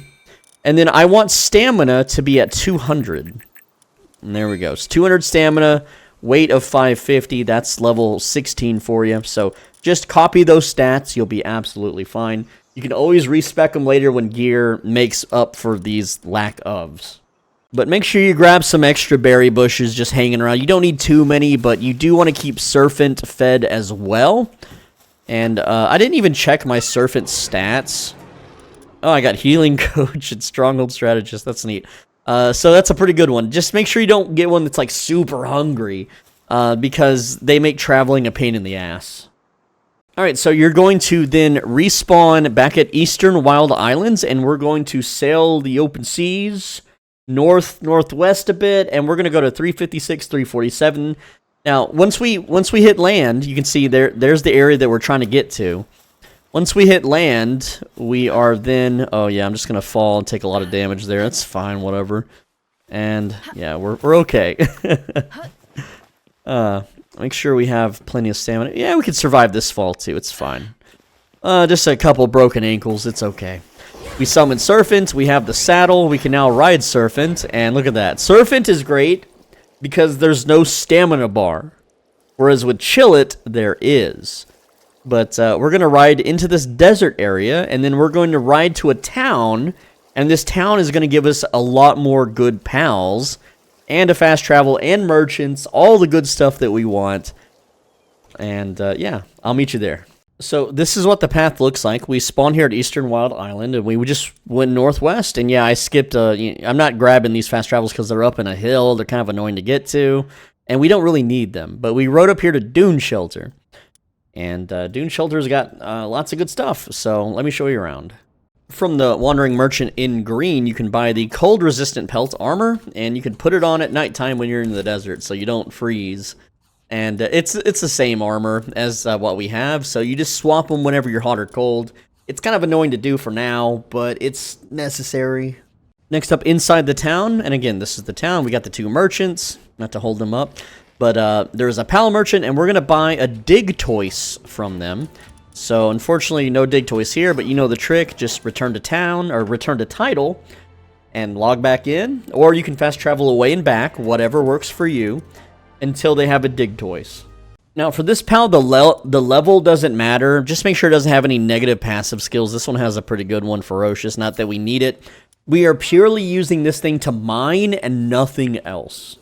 Alright, now we need to get a Sekhmet from the Black Marketeer, and he can be a little hard to find. He's not in the town. He's like outside the walls. So if we leave the town, as we leave the town gates, if we take a left, he is right around the corner, kind of, sort of, sometimes. He's usually around like this little junk pile, but he doesn't always spawn in, and I'm not really sure why, but like, he'll be like right over here on this ledge. So you just have to be a little creative with it. Logging in and out doesn't always work, so fast traveling away and back will. But I'm not really sure why that is. But anyway, this is where he stands. So again, there's like a junk pile here, and there's the town walls. This is where it's at on the map, if you're curious. But we'll just go ahead and talk to him. And there's a Sekhmet. Make sure that the Sekhmet has good traits. This is going to be a combat pal, but also a base builder. So Sekhmet, super powerful. This is going to be one of your main pals for quite a while, and it helps early game so much. Next up, we're going to capture a Brawlhalla, which is a very high level pal, and it's going to be around this little oasis. You might have discovered it near the town. So here's Dune Shelter. Southeast is, here is Dune Shelter. Southeast is this oasis. Just ride to this oasis. I have the coordinates on the screen. And we're going to use the legendary sphere trick to capture it. So at the oasis, if you see palumbras, those are hostile. What I recommend you do is, again, just return to title. So it de-renders. And then when you rejoin, most likely they get replaced by the Brawlhallas, because Brawlhallas are non-hostile, but just keep resetting the oasis until they show up. They're very big dinosaur creatures. I'll show you what they look like. Unrelated, but at the top of the oasis is the Messenger of Love. This time she wants me to do the set emote. There we go. We did it. We got some coins and metal helmet schematic. Not that it matters. Oh boy, so cool. So these are the Brawlhalla. They look like really tall dinosaurs. And again, we're just going to get a legendary sphere, get behind them. And we have Catrus and Wispaw to help. 36% chance to get one. Let's go ahead and grab it. And see what we get. It looks like I got it. Nope, didn't get it. So I'm going to just force close the game so I don't waste a legendary sphere. By the way, you can also re-roll the Messenger of Love. Like this time I got a handgun schematic instead of the helmet schematic. Not that I would use it anyway. But just something good to know. You don't really have to do this. Once you've captured Brawlhalla, do an emergency respawn. And we're going to go back to Dune Shelter. Then we're going to go northwest. And we're going to swim across the water to 117-474. It's not the longest journey, but there's a few dangerous mobs along the way, so you're going to have to log in and out to avoid them. But just go ahead and pop out your Dire Howl. And again, we're going to be going northwest. I'll show you where I'm at and how I got there. Alright, so this is what it looks like. The ridge looks like this, kind of like a backwards L shape. And this is the map. So this is Dune Shelter. And then I just traveled west on a Dire Howl, hit the water, traveled northwest around this little area here. And our goal is to go up here. There is a black market trader there. And with 200 stamina, I know we don't have a flying mount or anything, but with 200 stamina, this wall is very easily conquerable. You can literally just spam jump and climb it. And every time you hit the ledge, just give it a little bit of a rest. And then climb up this ledge. And just make your way up. I'll show you what it looks like at the top. There we go. It doesn't, again, this doesn't take very long at all. It's a very quick step. It's not that hard of a climb. So if you see this big tower thing, you know you're in the right spot. And over here, we're facing northwest. Again, right over here is the black marketer, or marketeer. And I'll just make my way over there. All right, you're going to be buying a Wumpo, Duelith, Iceland, and Lunaris. Also, an egg sometimes spawns behind him. And if it's a huge egg, pick it up. If not, ignore it. We can re-roll that egg. And we're going to be doing a lot of re-rolling here, but let's see what he's got so far. There's no way he gets all of them in the first go. So we have, there's Duelith, and it has Shabby. So I don't like that. It has Wumpo with Heavyweight, of course, because it's big, so we'll go and buy Wumpo. It has a Lunaris with Philanthropist. That's fine. I'm going to buy that. So we got Wumpo and Lunaris. We still need Duelith and Iceland. Alright, and yes, these do cost a lot of money. This is why we farm money for these right here. But to reset this vendor, you can't just log in and out here. It won't work. You have to go all the way back, past this little tower. This is the only way to do this. You ride past the tower, and we're traveling southeast.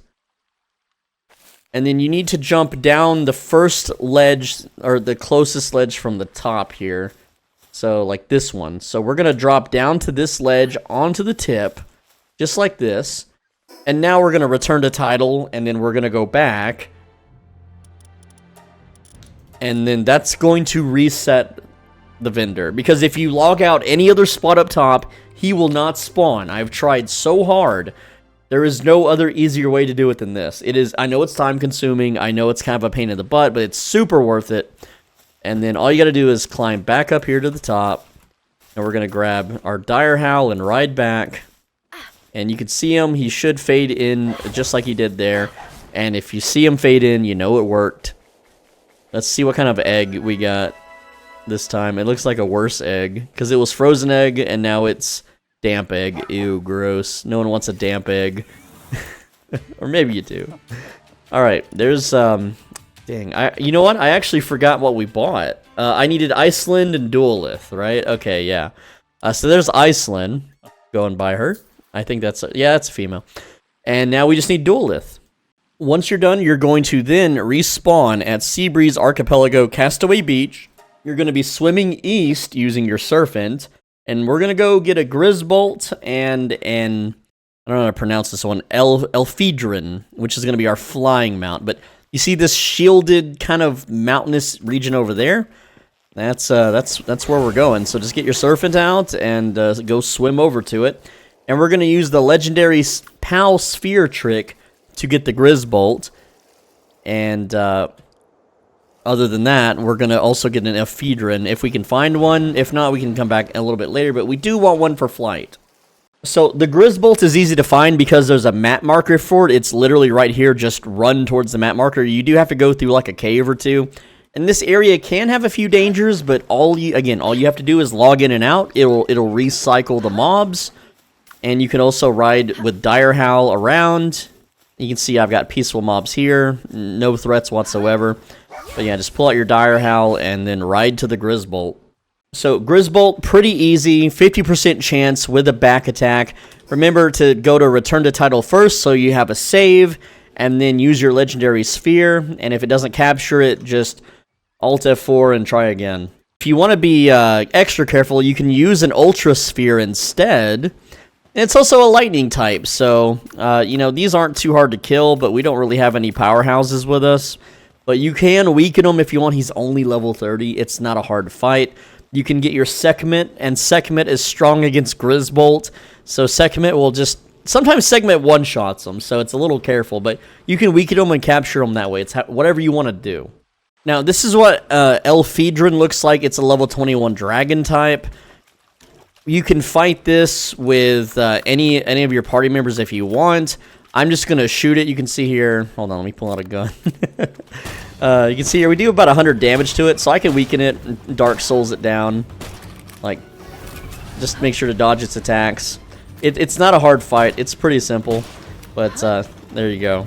Once you have those two, you can emergency respawn, and then we're going to go to Fisherman's Point, and you can catch a high-level Gale Claw here. You don't have to do this step. You can catch a Gale Claw regularly. They're all over the place. One of the most common places to get a low-level Gale Claw is, remember that desert with the Toko Tokos? Well, right in this grassy area, there's a lot of Gale Claws. They're like 10 to 15. But in town, there is a high-level 40-something Gale Claw. It likes to perch on the roof. It likes to sleep. So what that means is it's really easy to capture, right? So you just, again, we have that back bonus. Let's, if we have a Gigasphere, again, that's 100%. Yeah, hell yeah, dude. I don't think that was supposed to be 100%. I think that was a bug, but, you can if you have a Legendary Sphere, you can use it to capture, because, again, that's a level 38 Gale Claw. And we're going to be using that later for a glider. Well, to assist with our gliding, I suppose, because of the changes. But, yeah, other than that, it's time to swim our butts off down this way and get some levels. All right, using our Serpent, we're going to swim hard west from Fisherman's Point. Let's get a little reload going on there. And switch off those spheres so I don't accidentally fat finger them. But, yeah, we're just going to hard swim west. And it's a little hard to see in the distance, but there is a landmass. And again, we're just going to keep swimming west until we get there at -810, -828. Now, once you get here, daytime, nighttime, it doesn't matter. You're going to see glowing stuff on the ground. And you're going to pick up 10 of these. Now, sometimes there are... Oh, inventory full. Oh, crap. Okay, crap. Go. Didn't want to get eaten by the Vanworm. Like I was saying, sometimes there's hostile mobs here, and you have to make do with, logging in and out so you don't die to them. But we got the fast travel, so it wouldn't matter. We could have just fast traveled back after dying and picked up our stuff. But I actually need to make some inventory space here real quick. I don't need copper keys. And yeah, I kind of dropped some gold keys earlier. but I don't need berry seeds right now. But yeah, you want to pick up 10 of these. Okay, that's green life bar. We're good. Pick up these Night Star Sands. You need 10 of them. All right, I'm going to go run around this little area and just pick up 10 of these real quick. By the way, while we're here, I just want to talk about this particular pal. This is Almost Skull. This thing helps you level up your pals super quick, and this is where you would catch one. However, with the Legendary Sphere back attack, we have barely and 9% chance to get. Yeah, I'm not going to include getting this for my playthrough. You can get it late game whenever you need to level pals, but the way we're playing the game right now is our pals are all going to be level 50-ish, so we don't need to level them early game. We can worry about leveling them up later. But yeah, I just need to pick up 10 of these damn sands. Alright, next up, we're looking at... Did I not get this? I did not unlock... Ooh, that was risky. But yeah, we're going to face southwest from the fast travel, and we're going to go behind this big spiky rock. And right up on the ledge is a sparkle-seeking wanderer. Now, make sure there's no enemies around. That is a gloopy, so we're safe. Also, this is where you can farm gloopies, or higher-level ones. There's a vanworm over there, though. He's fighting something. But I think we're good. And if we die, we're super close to a fast travel anyway. Yeah, he's fighting something. So we're going to talk to the NPC here. Actually, no, I'm not going to risk it, because he'll kill whatever he's fighting, and then he'll come kill me. Alright, there we go. He's gone. So we're going to talk to the Sparkle-Seeking Wanderer. He's going to want 10 sands. Well, we just picked those up. We're going to turn that in. And that gave us 25,350 XP, putting us at level 21. You might still be 20, depending on how many Tokos you smashed. But, you know, that's the next step. But we're going to smash the good Tokos now. Alright, now we're going to, you know it, emergency respawn. Yeah, we still haven't built a base yet. We still haven't even started the game yet. We're still prepping. I'm telling you, I'm setting you up nice and good for this playthrough. But we're going to respawn up here at the Isle of Silence. Also, this shouldn't have taken you 5 hours to do, but if 5 real-life hours have passed, then you can go get all these treasures again and get more legendary spheres. You don't need to do that, though. You don't need to do it. All right. But you can if you want to. Anyway, we're going to spawn at Isle of Silence, and we're going to swim to negative 648.79, which is, it's a little bit west. It's over here in this, like, deserty region. So, again, just grab your surfants. Also, it's cold, so let's put on our cold shirt. There we go. And you can see the fast travel from here. It's, like, right there. So we're just going to, again, swim over to that fast travel. Alright, we got the fast travel. There we go. Now, this island's pretty dangerous. At night, it's not so bad, but there's Tokos here, and they're much higher leveled, okay? So, you know the drill. We're going to deconstruct our pal base. There it is. We're going to then put a new one here, build that up real quick, and I don't have a Sekhmet. So, we don't really need to be capturing things anymore, so Catrus and Whipsaw, they go in the box. Not the boo box. But yeah, go ahead and put those suckers in the box. Pull out your Gale... No, I don't want them in the base. Gale Claw will just be yours in your party forever. We'll build a glider later. Don't worry. We'll get to that step, okay? And then for mining, you would use Dig Toys. But for combat and building, you're using Sekhmet. This is your new favorite friend, okay? Or, you know, more. But we have Herbal, Gale Claw, Sekhmet, Surf, and Dire House. So mount... Glider, revive, combat. That is how we're running things. And so, on this island, you're going to do the same thing as you did with the earlier Tokos. You're going to run around, look for Tokos, avoid Bushis, because they'll one-shot you. And look, there's the Tokos over there. There we go. These are level 46. There's only 2, though. Unfortunate. But what you're going to do now is, again, you're going to just do the old punch and revive trick. Punch those Tokos in the back of the head as they deserve. We'll have them blow up. And I want you to see how much XP these bozos give. They give a lot. Look at that. 1,800 and another 1,800 equaling 3,700. That was just 2 of them. And we're going to run around the island. Oh, look. There's another Toko there. And again, just log in and out. Respawn them. And cycle through the mobs. And at night, they sleep. So you can just walk up and box them. Right? Just boink them. And again, you're going to do this until you're level 25 or more. I stop at 25. But, you got to keep dodging. There we go. See, we're almost already level 22. So again, just keep doinking on these Tokos until you're level 25. Now you're going to learn the following technologies, and just pause the video and then Alt-Tab or use your second monitor, whatever it is you need to do. But this should go in order from level 25 and then going up. So just scroll down to level 25 and then learn everything that I have on the list here. Go ahead and pause the video or take a good look at it. And then for your ancient technology, you're going to learn the following. So you want Egg Incubator, which you have to defeat the Rain Syndicate Tower boss first. But you just summon Sekhmet and she one-shots the Grizzbolt. It's so easy. We'll do that in a bit.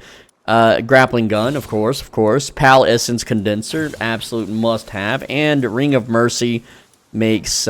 we do, however, need...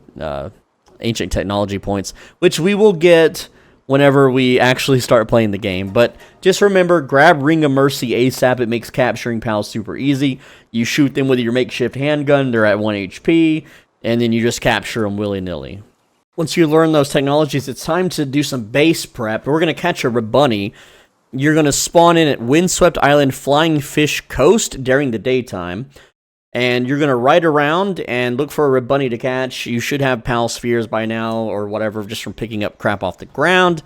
Otherwise, go to the settlement and buy one. And again, like, see, boom, there's a Rabunny right there. I've already got one, so I'm just going to kill that one, and it's done. It's dead. It's over. Inventory full. Of course it is. Oh, boy. You're going to want to free up a lot of inventory space for the base prep, so I'm just going to sell all this junk here. And things we want to keep are armor. We want to keep some kind of food, wood, fiber, palladium fragments, leather, aquatic pal fluids, high quality pal oil. We don't really need any of that, so I can sell that for now. I don't need precious plume. We're gonna, because we found a huge egg, we're gonna hatch it, of course. We're gonna keep cloth. This tech manual I can just burn right now. I don't need musket schematic. But yeah, just sell and make room for stuff.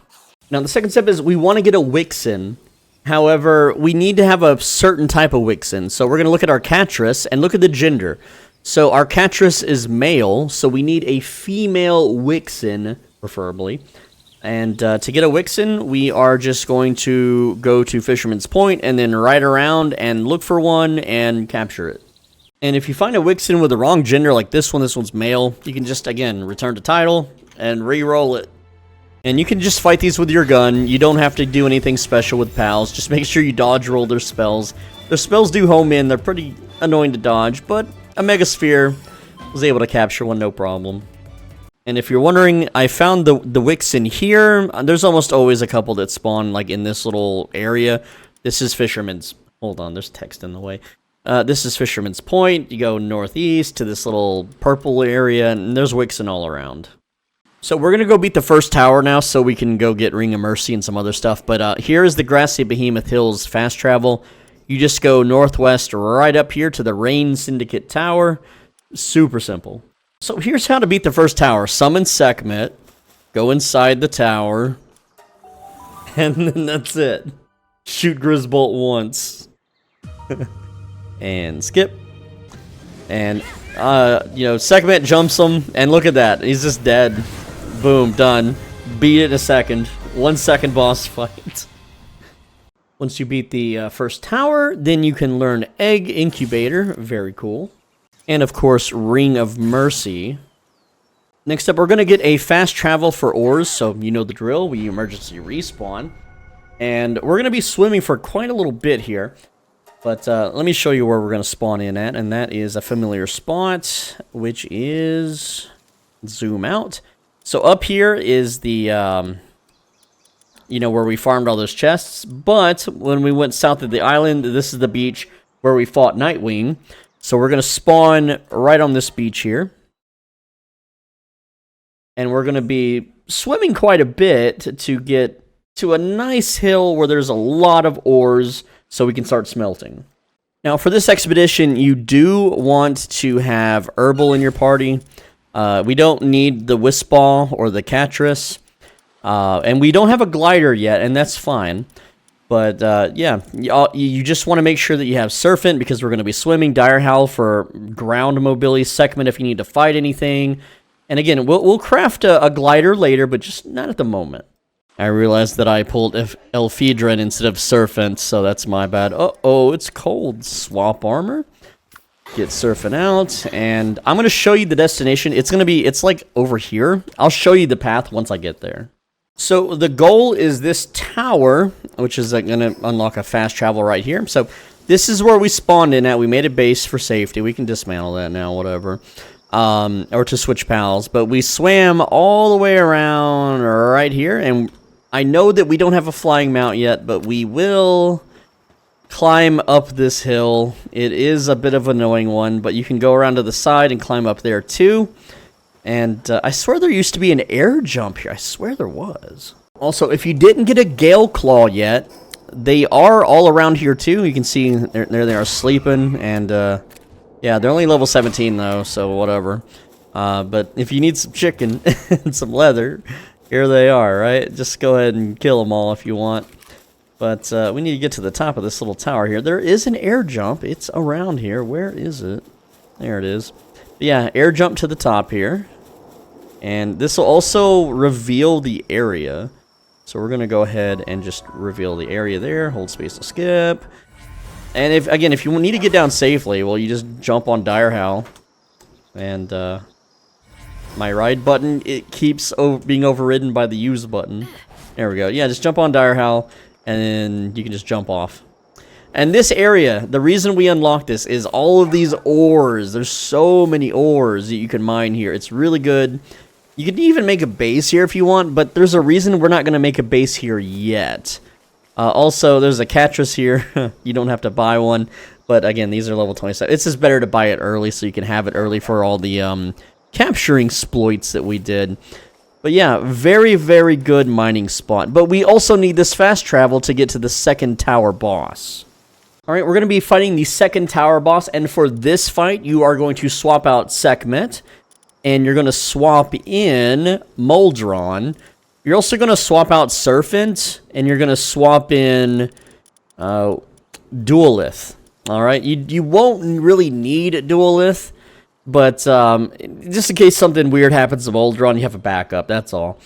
And this path you're going to take entirely on land. You're going to get on your Dire Howl, and you're going to ride from this little patch here, south along the road, around this thing, get the fast travel, and then you're going to take the road this way, and then get this fast travel, and then you'll be at the Free Pal Alliance Tower.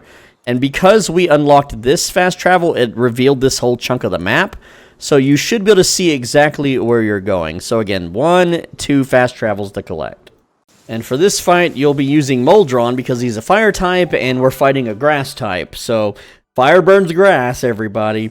Pretty simple stuff. I'll go ahead and show you how easy this fight is. Anyway, cool intro, whatever. Go, Moldron. Use your nuclear death from the sky spell.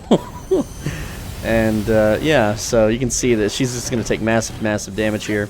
We're just going to chill. We don't even need to do anything. You can shoot at her, but again, she's got 34,000. We only do 200 per hit. Moldron will take some hits here, but he should be able to win the fight. No problem. But you can also assist him. Like, if he's getting juggled and attacked, you can always unsummon and resummon him. Like, right now, I don't want him in that grass field. And there we go. But other than that, you have Duelith, too. Duelith, if Moldron gets pretty low, you don't want him to die either. So just watch his health. He's actually doing pretty, not the best right now, so. Alright, one more, no, he's just doing nothing. He's like glitched. So we'll use Duelith. Duelith is the same type, it's Earth Grass, but he does massive damage, and he can tank a lot of hits, so, again, pretty simple fight. And there we go, we beat him with like a whole minute left on the timer, so, that should ding you 26, by the way. Also, for funsies, anytime you kill something, you can emote the kick, and you can send them flying, so there they go. Whee! Just don't let your Moldron die. Let's kick aw, dang, she despawned. Aw, man. Now, with the Alliance Tower defeated, you're going to want to learn Breeding Farm. That's right. We're gonna breed. All right, our next step is we're going to go back to the base, you know, where all the ores are, and we're going to mine and stash the ores. So we need a few, like Duelith can chop trees for us. He can also mine. So if we put him as a base pal, he will automatically go mine, which is nice. But we really want someone or something just to chop a few trees to make a storage chest. So I'm actually going to use Duelith real quick just to grab me some wood. So we're just going to summon him near the tree. He will then punch the tree. And what we're going to do is near the fast travel. So, like, I'll show you. We want to have a chest next to the fast travel.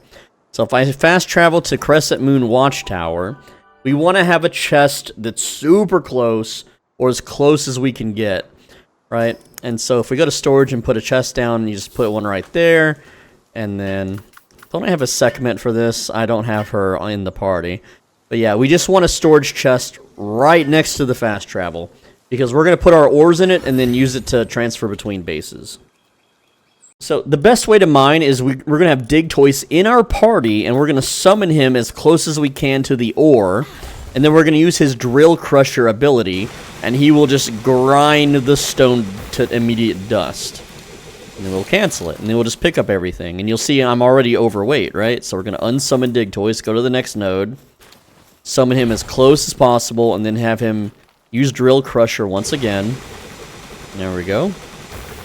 Grinds it to dust. Go and unsummon him. And you'll notice that we can barely move now. Like, we are absolutely, like, paralyzed. So, you emergency respawn. I think you know what's going to happen here. And we put everything in the chest, and we rinse and repeat until we've got all the ore nodes. So let's go ahead and respawn there. Really simple. It doesn't take too long at all. This is just the fastest way to do it. And then we store all the ores, and now we're free to move around again. This way you don't have to level up your carry weight too much. But also, you can swap out Herbal, because we're not in any danger, for Lunaris, and she's going to give us 300 carry weight, so that's fun. So, that, again, all this stuff just kind of speeds the process up. Also, you'll notice Digtoise, his ability, like, has kind of a limited use, and he's starting to run out, right? Well, remember the trick. I'll go ahead and show you the trick now. You go to your PAL box, you remove Digtoise, you put them back in, and that recharges them. So there we go. Now we have a fully charged spin attack once again. Also, if you want a little mini dash while you're super overweight, you can use Dire Howl's Fierce Fang attack, and that will dash you forward. Not that you really need to do this, it's just a way to move around faster. If you really want to just kind of, you know, limp your way to each node. Also, if you don't summon Digtoise right next to the stone, he won't be able to mine it with his ability for some reason. So, yeah, right. This is his normal mining speed, and then this is his ability mining speed. So yeah, pretty cool stuff. But you can see I'm carrying 1,700 weight so far in ores, and there's still more. But you can also let them just slow mine it while you inch your way over to collect the goods, right? But yeah, fun times. Just grab the ore now, because you're going to need a lot. Now, as you mine, like this whole area I mined, if you go down here, there's even more ores and stone. And you only need 260 ores for now. I mean, it doesn't hurt to always get more, but we need a lot of stone, like about 400 stone. So what I recommend that you do is that as you just kind of, you know, mine out the area, and this stuff all regenerates. It's not permanent that you mined it out. Is to just rebuild your PAL box and then mine more and so on and so forth. And we're going to be mining our way towards the dungeon, right? Because there's stuff in the dungeon. Sometimes. It's kind of random, but there's a dungeon right over here to the south, which is right down this way. There's a dungeon. But, again, just make sure you have about 260 ore and about 400 stone using your Digtoise. And, again, take them in and out of the PAL box every time you need to regenerate his Drill Crusher. But, yeah, this is, again, super quick way. You're going to get lots of Paldium fragments, lots of stone. Just keep mining. It'll make things easy. Now, when you go into the dungeon, this is sometimes where you can get the really big nodes of Paldium fragments, which is what we're looking for. So there we are. We actually got lucky here. And a Catras. But yeah, see, these are the big nodes. So we pull out our dig toys and we just have them knock these things down. And they get blown up super quick. They're worth 40 each. But if you join, like, dungeons are randomly generated, right? Oh, he just instantly vaporized them. But, oh, we got bee guards in here. Those are really nice for honey, but, yeah, I'm not going to farm them. Not this time. But dungeons just have a lot of random stuff, like there's sulfur, there's copper, just a whole bunch of stuff. I might have to fight this bee guard, though, and I should be able to just shoot it. But, I mean, I have a duelist that can just laser it, so, yeah, it's completely, yeah, he just blows it up. Duelith one-shots him. Oh, good old Duelith. But, yeah. Oh, looks like those guys are coming. But, there you go. We only need about 180 of these palladium fragments. Not even, actually. We need 148. So, 180 is overkill. But, yeah, just go to a dungeon. And if the dungeon doesn't have it, well then just force close your game. And then reopen the game, re-enter the dungeon, get another random dungeon. Or you can just go to any other dungeon that's around. Like there's dungeons at down here at the beginning. There's a dungeon around here. There's a dungeon like just one roll away right here north of the small settlement. There's dungeons all over the place. You can use like an interactive map online to find more dungeons. Dungeons are going to be your kind of top place really to find palladium fragments really quickly. Next up, you want to chop around 775 wood and 215 fiber. So the best way to do that is to get your Wumpo and put them as a base, pal. And then you're going to use Duelith to manually chop. So Wumpo will just automatically massacre trees. Well, it's nighttime, so he's sleeping. So unfortunate. But you can just summon Duelith near a tree, and he will just punch it down. If you really want, you can also craft an axe and chop it yourself. But it's just... These guys do it so much faster that it's just not worth doing it yourself. I mean, that's kind of part of the game, is having your pals do it for you. But yeah, you gotta chop a lot. Oh no, he's mining. We don't need mining. We need him to chop. But yeah, just get a whole lot of wood and fiber. Also, Duelith is nocturnal, so you can just put Duelith in the base at night, and then you can manually command Wumpo to chop. And yeah, see, they do a pretty good job. They got the duo. They're out here breaking all the trees. There we go. Hell yeah, legends. Oh man. I don't need Duelith mining though. So what you can do is you can actually just pick them up, which is pretty wild. And you can just hold right click and then throw him near a tree, and then he will be, you know, he'll go chop the trees instead. So there you go. Yeah, just keep at it. It does take some time, but doing it now will save so much later. And again, just anytime you start getting over encumbered, just teleport to the top of the tower and put it in your chest. Not too crazy. Next up, you're going to want 20 leather and 6 flame organs. You can buy flame organs from the Fisherman's Point. Pretty neat. Also, while you're here, you can turn in a quest for doing the second tower, which we never got, but the game kind of lets us pick up the quest anyway. So we'll talk to the PIDF guy here. There we go. And yeah. So we're going to go to the shop and buy those supplies. Pretty neat, pretty easy. So again, we have leather, just buy 20 of them. I'm just going to buy 21 because I got plenty of money. Also, I'm just going to buy, 11 of the lettuce and tomato seeds just because. We'll buy more later as we need. We need 6 flame organs. I'll just buy 11 of those too. Why not? You're also going to want aquatic pal fluid. You need 3 to start and then more for farms. We're going to try to get a merchant that we can just buy from indefinitely, but we have to force its spawn, and it's completely random if we get it or not. It could take 5 minutes. It could take 50 minutes or even longer, but... We're going to spawn here near the start, and we're going to run along the beach, killing all the aquatic creatures we can. And again, you just need 3 for now, but you're going to want like 10, 20, 30, 50, 100 of these things. And again, anything that is blue colored, you're just going to run it down and kill it. So I'm just going to summon Dire Howl here, and yeah, we're just going to just maul them. Okay, yeah, it ran out of the way. But yeah, you can just spin on them. It's whatever. Assuming we can even land the hit. Come on, man. What is going on with our dire howls? Missing all the shots. There we go. We killed it. We killed that pingulate. We get it 1 fluid. Again, just run around, kill all the blue creatures on your mount. It doesn't take too long to do. Just get 3 of these. And we'll get more later. We got some cellerays here.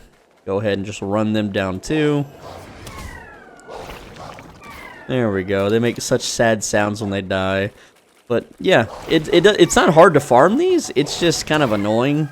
We're gonna be working towards getting a vendor later that is going to sell these and make it a lot easier. Next up, you're gonna want some honey. Now you don't need that much because we're. Oh, is that a large? Is that a huge egg? That is a huge dragon. Oh, dude, super rare. But yeah, okay. So Cinnamoths, right here where we mined all the ore. You're gonna kill Cinnamoths, and they're a little dangerous, so bring just anything to kill them. Just use any of your pals, and try not to hit the bronze cherries, because they're even more dangerous. But, again, if there's no Cinnamoths here, you can just simply return to title, and relog, and hopefully they spawn in. And you don't need a lot of honey, you just need a few, like 2, 3, 4 at most. Next up, you're going to need to buy 15 wheat, 8 eggs, 7 milk, and 8 berries. Now, obviously, you could farm the berries if you want, but it's just way easier to buy this stuff. And essentially, what we're going to do is we're going to make a cake, and then we're going to breed a pal that's going to help our base. Oh, and you can buy all of this stuff at the small settlement vendor. You don't, it's nothing special. All right, with all of that, we can finally start farming merchants.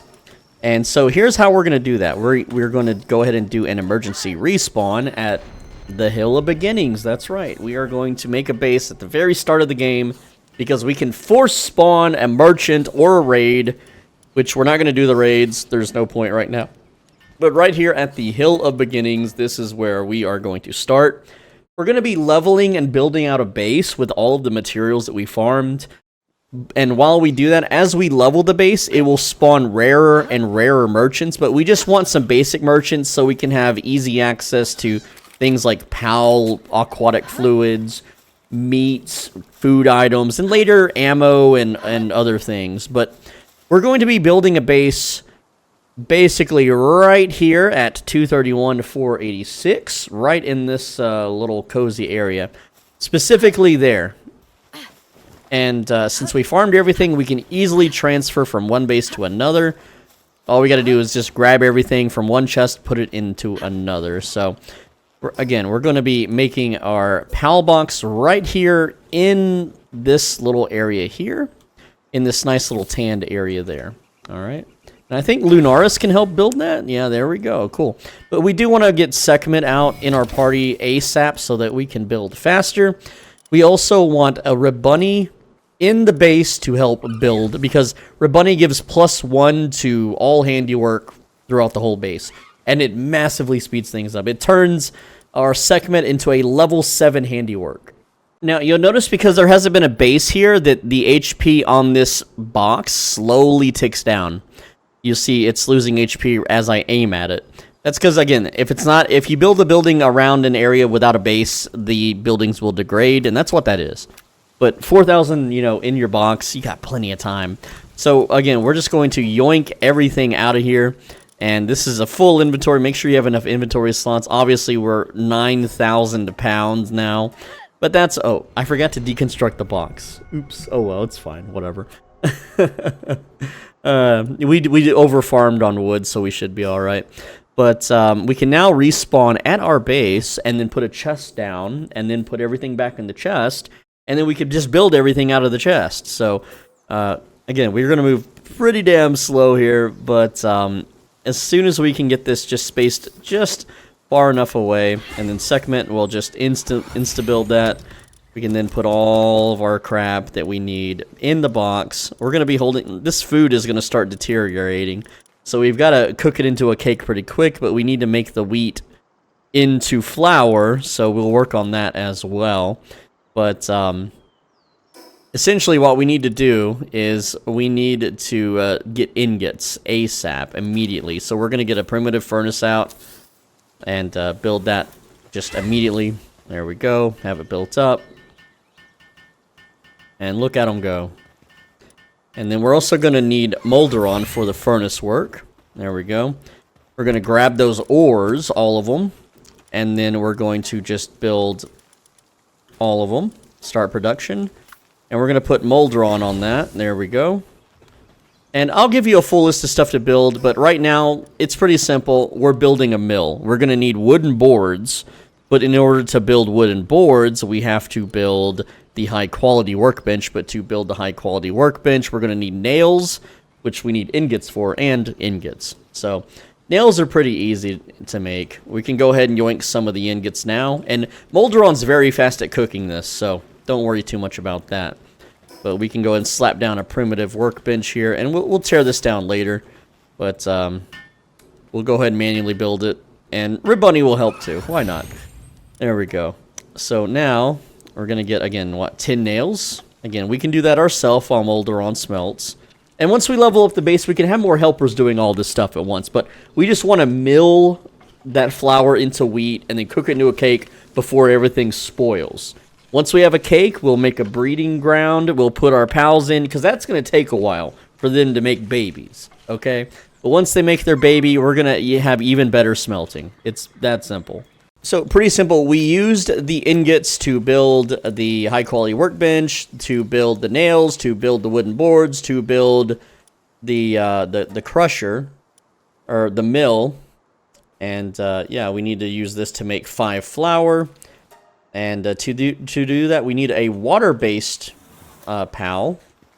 So that's when we will swap out. And we should have, yeah, Surfant. So we'll just swap Surfant in for Molderon. And then put them on that. There we go. And that'll take care of the flour.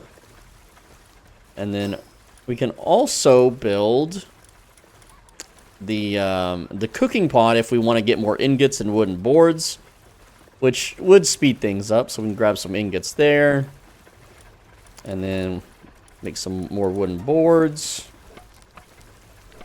And again, it all comes together. But as soon as we get a cake, we can get a breeding section, and everything is just it's just all gonna come together.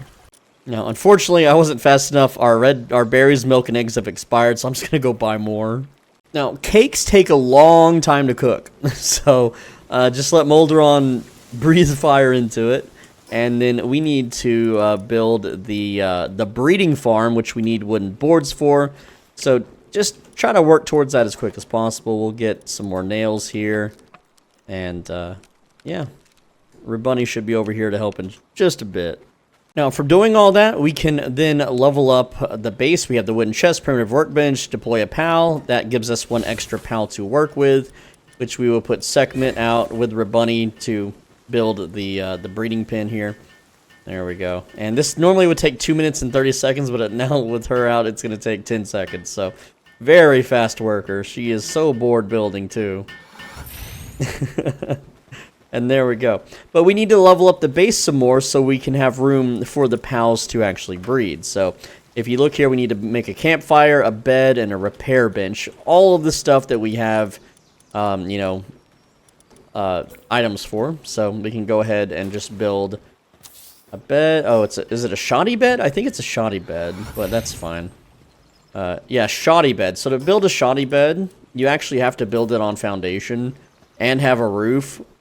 But once we build this, we can deconstruct it. So we're just going to do a roof, or I'm sorry, foundation, 2 walls, or 3 walls,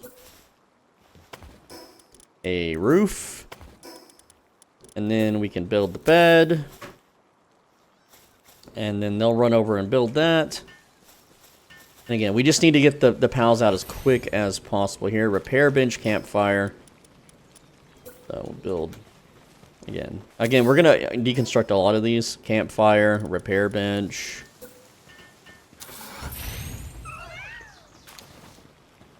And then as soon as that's done, base upgrade. Feed box, straw, pal, bed.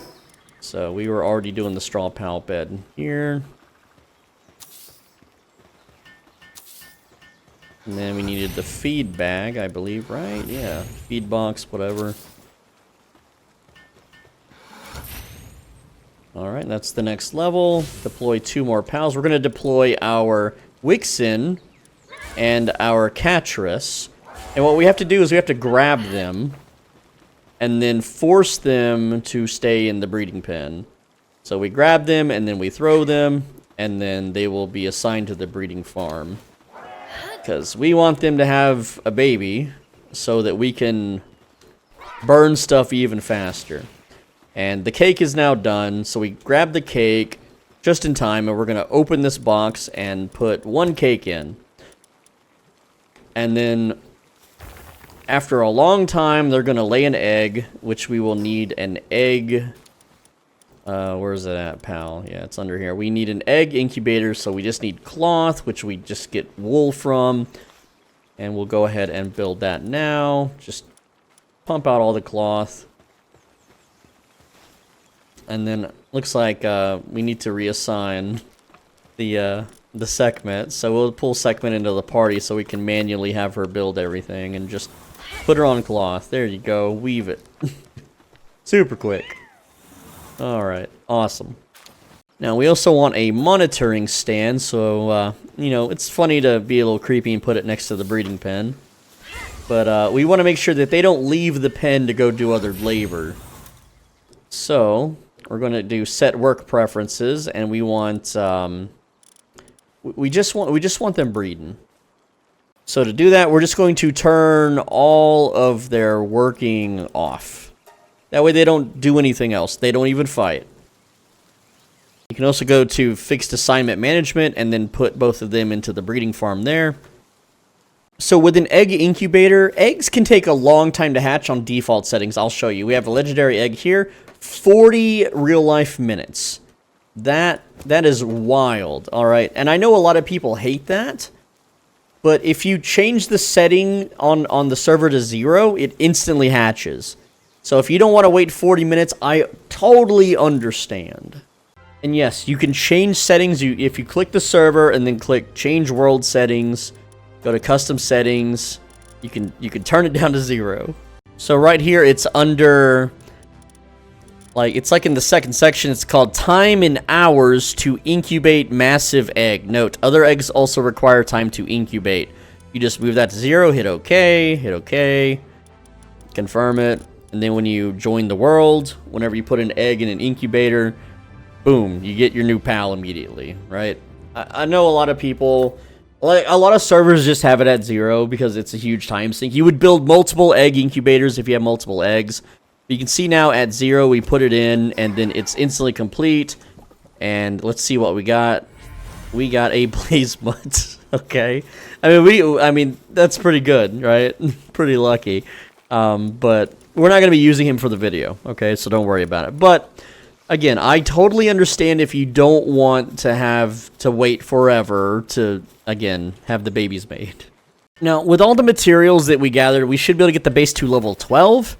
You can see here, I'm at base level 5, about to hit 6. Everything's being pretty much automatically built. And the more we leveled, the more pals we can get. I summoned the Braloha, and he seeded the thing here, but we still need to water it, so I'm just gonna swap them out for a watering one. So there we go, and then he should take care of that, no problem. All right, so already the Wixen and the Catress had an egg. Oh no, they didn't. It's halfway done. Not enough cake. Uh-oh. Dang. All right, well, 1 cake wasn't enough. I swear it was only 1 cake, but we have the means to get more cakes, no problem. All right, we have a couple eggs now, and cake just helps with the process. I don't think it's necessary exactly, but you can see here. Oh, I want to see what this huge dragon egg is that we found. Let's see what that comes out to be. Roxosaurus Lux. Okay, that's easily catchable. Large scorching egg are the ones that we bred, and these should be a, what is it, a Katniss, or a Catress ignis. Wixen knocked. No, that's not what we wanted. Well, let's try again. Alright. Another Wixen knocked. No, it's, well, guess we'll keep trying then. Oh boy. Alright, so quick correction here. You actually need a female Catress and a male Wixen. So I have the opposite. So I ended up getting the knocked version, which isn't bad. But what we're trying to get, and I'm not going to do it for this video, I'm just lazy, is a Catress Ignis, and it gives you +1 kindling, which you don't need. It just speeds up cooking. That's it, by 1, and which is about a 60% increase. Handiwork and kindling are the two things that you mainly want to level up, like, or get pals that have really high levels for. And yes, I ended up using the damn Blazemite because I got lazy, but it just helped cook the cake a little faster. That's it. But other than that, it's just a time saver. It's not a must-have. You can skip this if you want. All right, so I'm going to go over all the materials, essentially, kind of, sort of. I'm pretty sure this is accurate, that you need to hit base level 11. This will give you at least 11 pals at the base, which is plenty. And then at least 2 bases, so here's all the material. Just kind of scrolling. You can pause it if you need it.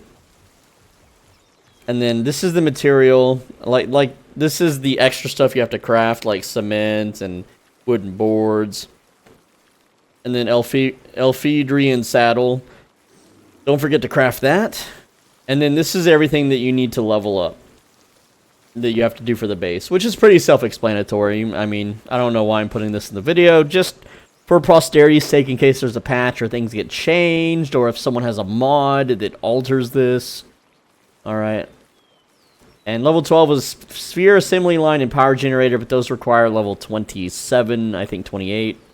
So once the base is leveled up, you don't want to just leave it running, because a lot of the pals that we're using, they're really large. They eat too much food. It's just going to be very unproductive and not really working out. Plus, we have a lot of refuse buildings, old buildings, things that we don't need or want or can bother with right now, since we're still haven't even technically started the game. So what we're going to do is we're going to deconstruct it all. And by doing so, we're going to be able to slow the roll, so to speak, so that we can get adequate farming going rather than just willy-nilly random farming. But also, we're going to be forcing spawns of merchants to capture, to use anytime we want to vendor something or buy something. We can just summon them to the base immediately without having to wait for them to spawn in and hope we get the right merchant. So what you're going to want to do is you're going to want to build a few metal chests and just move everything that you have into these chests that you're not currently using. But also, you might want to craft a curve module here. We'll go ahead and craft that. That way we still have this up. And you're going to want to get some spheres. You can either go farm for spheres. It's been 5 hours, so I would recommend that you go get more legendaries. I still have 4 of mine, so I don't need to do this. But if you have less than 4, I would recommend it, because capturing the merchants is a pain in the butt. They do have a low chance rate, so using legendary is probably the best bet. Otherwise, craft a bunch of gigas and throw them every 10 seconds. But the legendary method, it's much, much faster. But before we can even spawn in any of the merchants, we need to clean up this base. So we're just going to deconstruct everything. And this is all going to, it's going to flood our inventory. Basically, everything we deconstruct, it's going to, yeah, make us really, really slow here. But you know the trick. Summon your Dire Howl, ride it, use Fierce Fang. There we go. Don't worry about it biting buildings, it's fine. And then store everything in the chests that's heavy.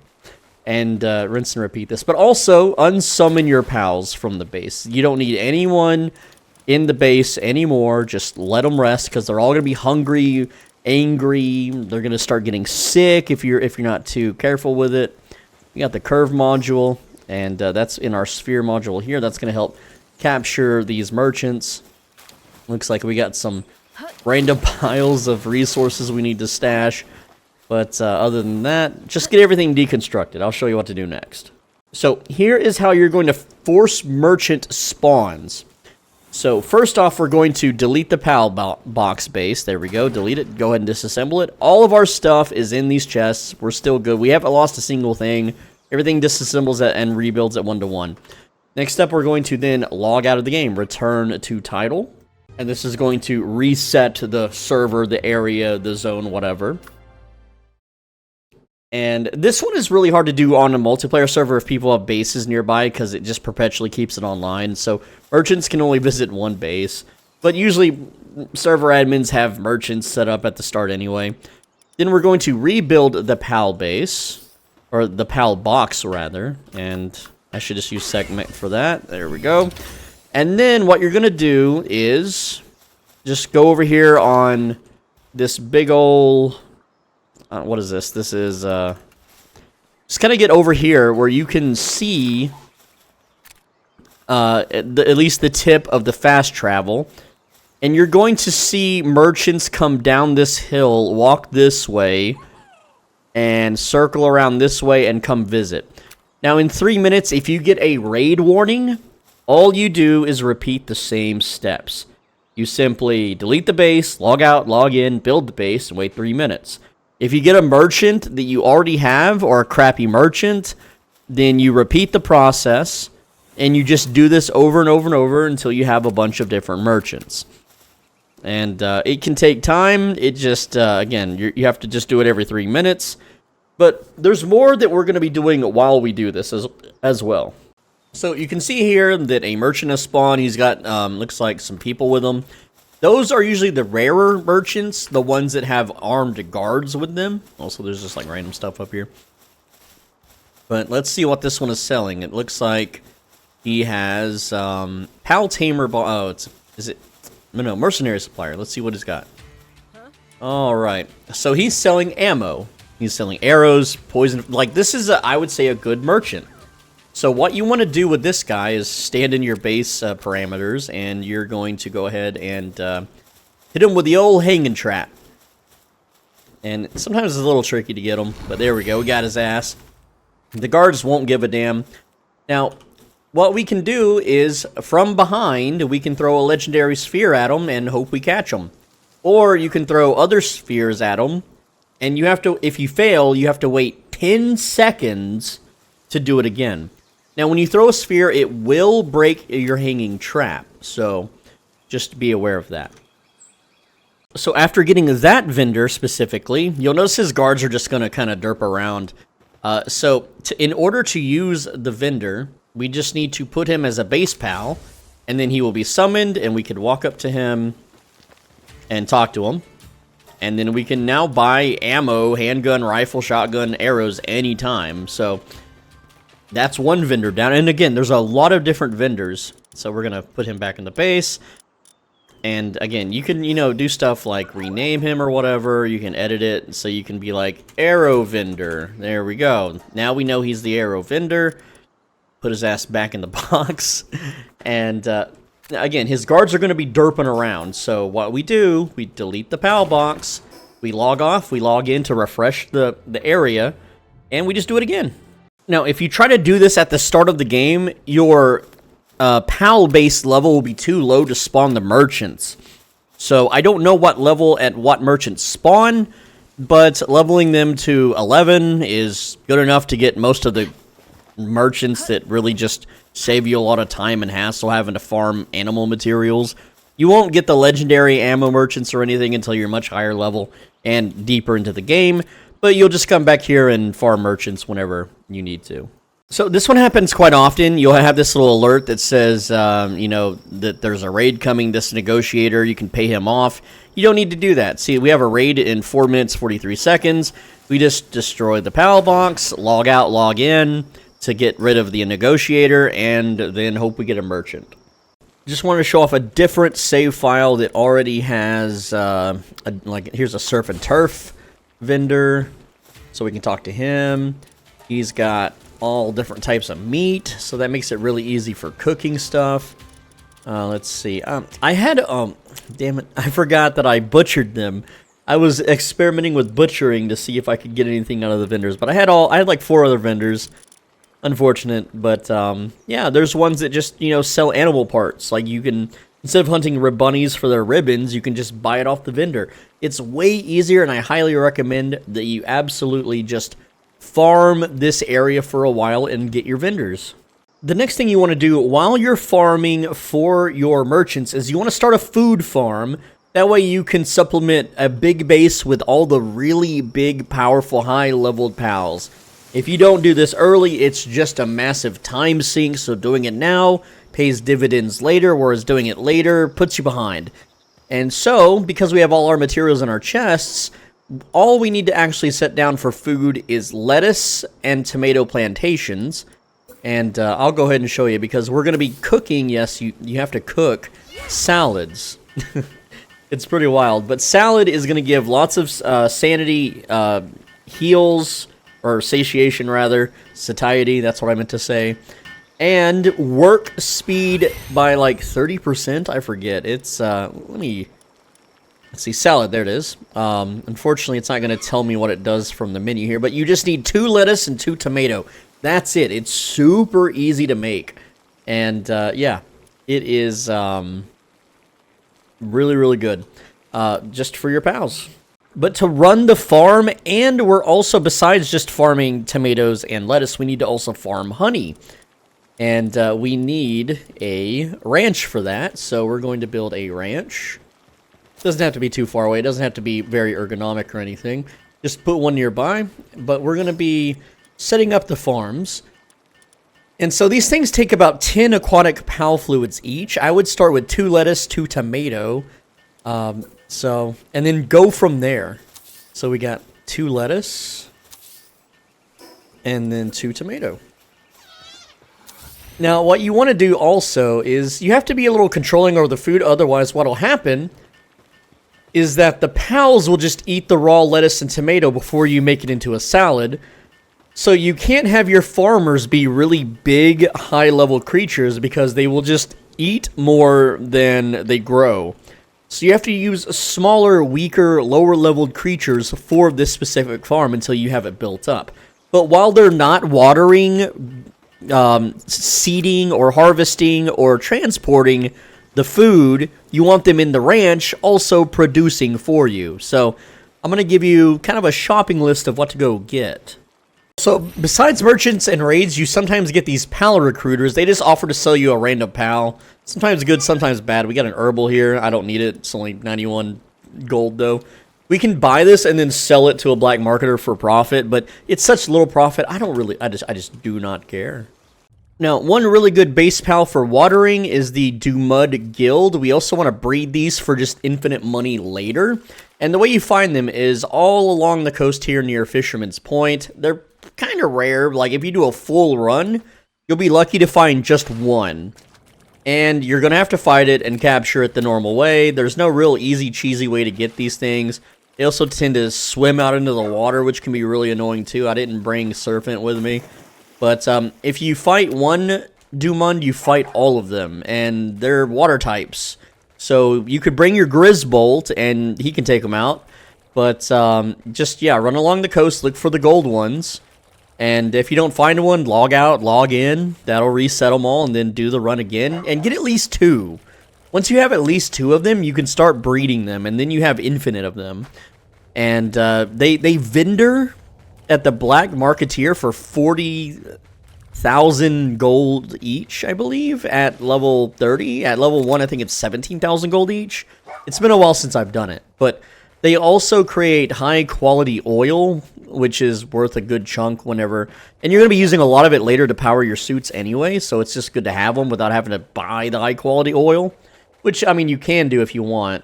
But it's just... They're really good for watering crops, too. They don't eat a lot of food either, so all in all, they're one of the better pals to have for a farm base. And for honey, bee guards are great. You can go manually catch them. They're like high, mid-20s. It's easier just to farm the black marketeer and buy them.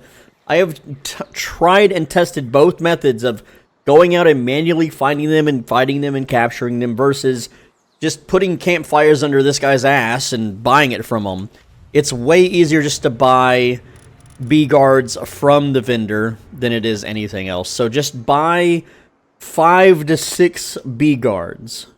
Now, if you're bee guard shopping and one of them has glutton, don't buy glutton, because that just means they eat way more food, and because their job is to produce food, that's counterproductive. Now, while tending the farm, so to speak, you can see here I have bee guards planting and all that stuff, and the Dumod guilds watering. I don't have the ranch set up because I guess in this patch, back before the patch, it worked well where they would prioritize farming first and then go to the ranch. But now they just go to the ranch and they don't do any farm work, and so everyone goes hungry. Though technically they don't because of honey. Honey is 10 nutrition, 3 sanity, whereas salads are 84 nutrition, 11 sanity, and 30% work speed increase. So, again, these are just really, really good. But while everyone's doing your farms, while you're deleting and rebuilding your PAL box to farm merchants, you can start building the bare essentials, which is your parachute or your glider. You can go ahead and craft that, as well as your shield. And, of course, don't forget your Ring of Mercy. Now, you can also use the grappling gun. It can slingshot you around. Some people don't like this thing. I think it's alright. If you get a hangy, you can kind of do a glitch at the moment where you just go upwards infinitely. As long as you have some kind of stamina, but it's not really worth doing. It involves a lot of weapon swapping and reloading a crossbow. It's just a big pain in the butt. Now, while your farms are going, you can farm even more gold if you want, but you can take one of these... Hold on, let me find it. The Dumod Guild. Just put one in your party. It'll increase the gold drop rate by 100%. So now you're cutting your gold farming in half while killing the Black Marketeer. And if you want, you can go and get 11 more bee guards and set up a second base purely to farm honey. Because honey is like a base that only produces honey and nothing else. That's the only reason it exists. It will easily feed itself, and honey never expires, it never spoils. So once you have several hundred honeys, you're basically good to go for food forever. Now, this is the level 1 Wandering Merchant, so he sells Palladium Fragments, some skill fruit, but he's got med supplies all the way up to high grade, which is really nice. Aquatic PAL fluids and high quality PAL oil without having to go to the fisherman village. Some standard ammo as well. So all around, just a nice generalist merchant. Now, the thing is, I already got him off camera. And yes, even if you have a merchant captured, they can still spawn the same one. So if you want to have multiple merchants on multiple bases, but... I mean, your PAL boxes are shared, so there's really no reason to do that. But if you're wondering, what's better? A salad farm or a honey farm? Or a honey ranch, I guess. So we have 2 ranches here full of bee guards, and we have some bee guards that are just running around to pick stuff up, because if you don't have bee guards that are free, it'll just pile up and they'll never pick it up. But for about a day, in-game day, not a real-life day, these guys are barely above production. They are eating their own honey, and like at first they got up to like 100-something, right? And it's taken a very long time just to push above 120. They're now, it looks like they're kind of pushing above 130, but you can see that, you know, they have to constantly take lunch breaks, and they're all kind of still hungry. Like they're halfway. They're sitting at the halfway point, every single one of them, right? And in order to get full, they would each have to eat 10 honeys. And because there's 11 of them, you know, that's 110 honey. Just about, or more, I don't know. But essentially, it's not going to go up much beyond this. It's just not for a while. Now, there is a way to break that. And that is with the PAL Essence Condenser. So you have to condense these guys down so that they produce more honey without producing more hunger. So, but that takes a lot of bee guards. It's just a pain in the butt. And, yeah. So, obviously the salad farm wins, though it is a little bit slower to get up. But once you have a nice amount of salads, you just leave them in there. Like I have 181 salads and I can make hundreds more. So, not a big deal. You can just let this run. There's also some honey in here that we got when we, you know, had a little bit of bee guards running around, but you can just use that for your own characters. You don't really have to stock up on honey. There's one craft called the Warsectera belt, I believe. You need 20 honey for that, but that's super late in the game. It's going to give you bonus health and defense, but you don't get you don't end up using that till, like, I think level 76. Oh, I actually just stepped on the lettuce and looted it, so I guess I'll put it in the crate there. But yeah, so if you're wondering which farm is better, it is the lettuce farm. That's mainly why we pushed level 25 so early, is to get this farm up.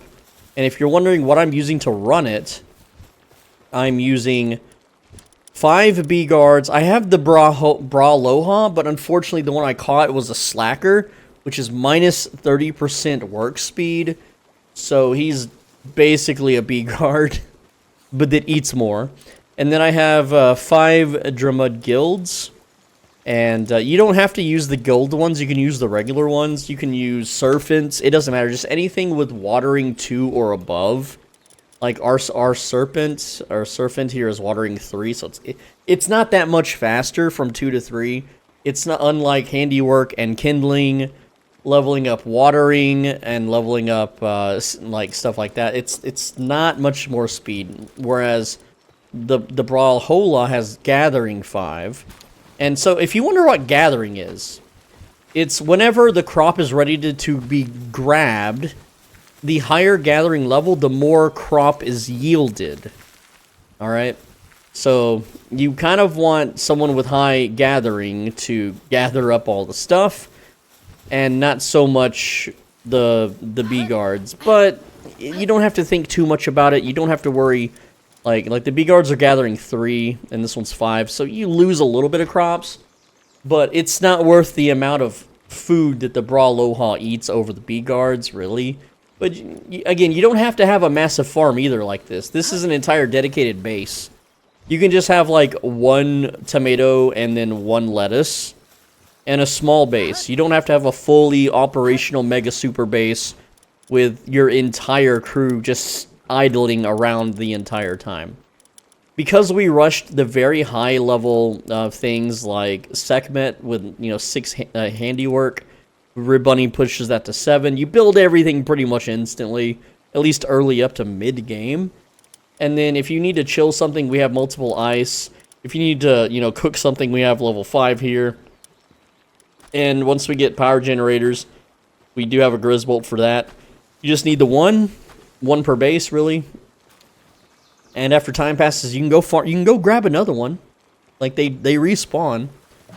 So once you have this base running, and once you have the gear, you have the starter gear, you have the starter pals, you have the Ring of Mercy, the game really plays itself at this point. Like I can literally start the game right now, and you know, I can catch this Cativa, right? I can catch 5 of them. I did not mean to Megasphere that.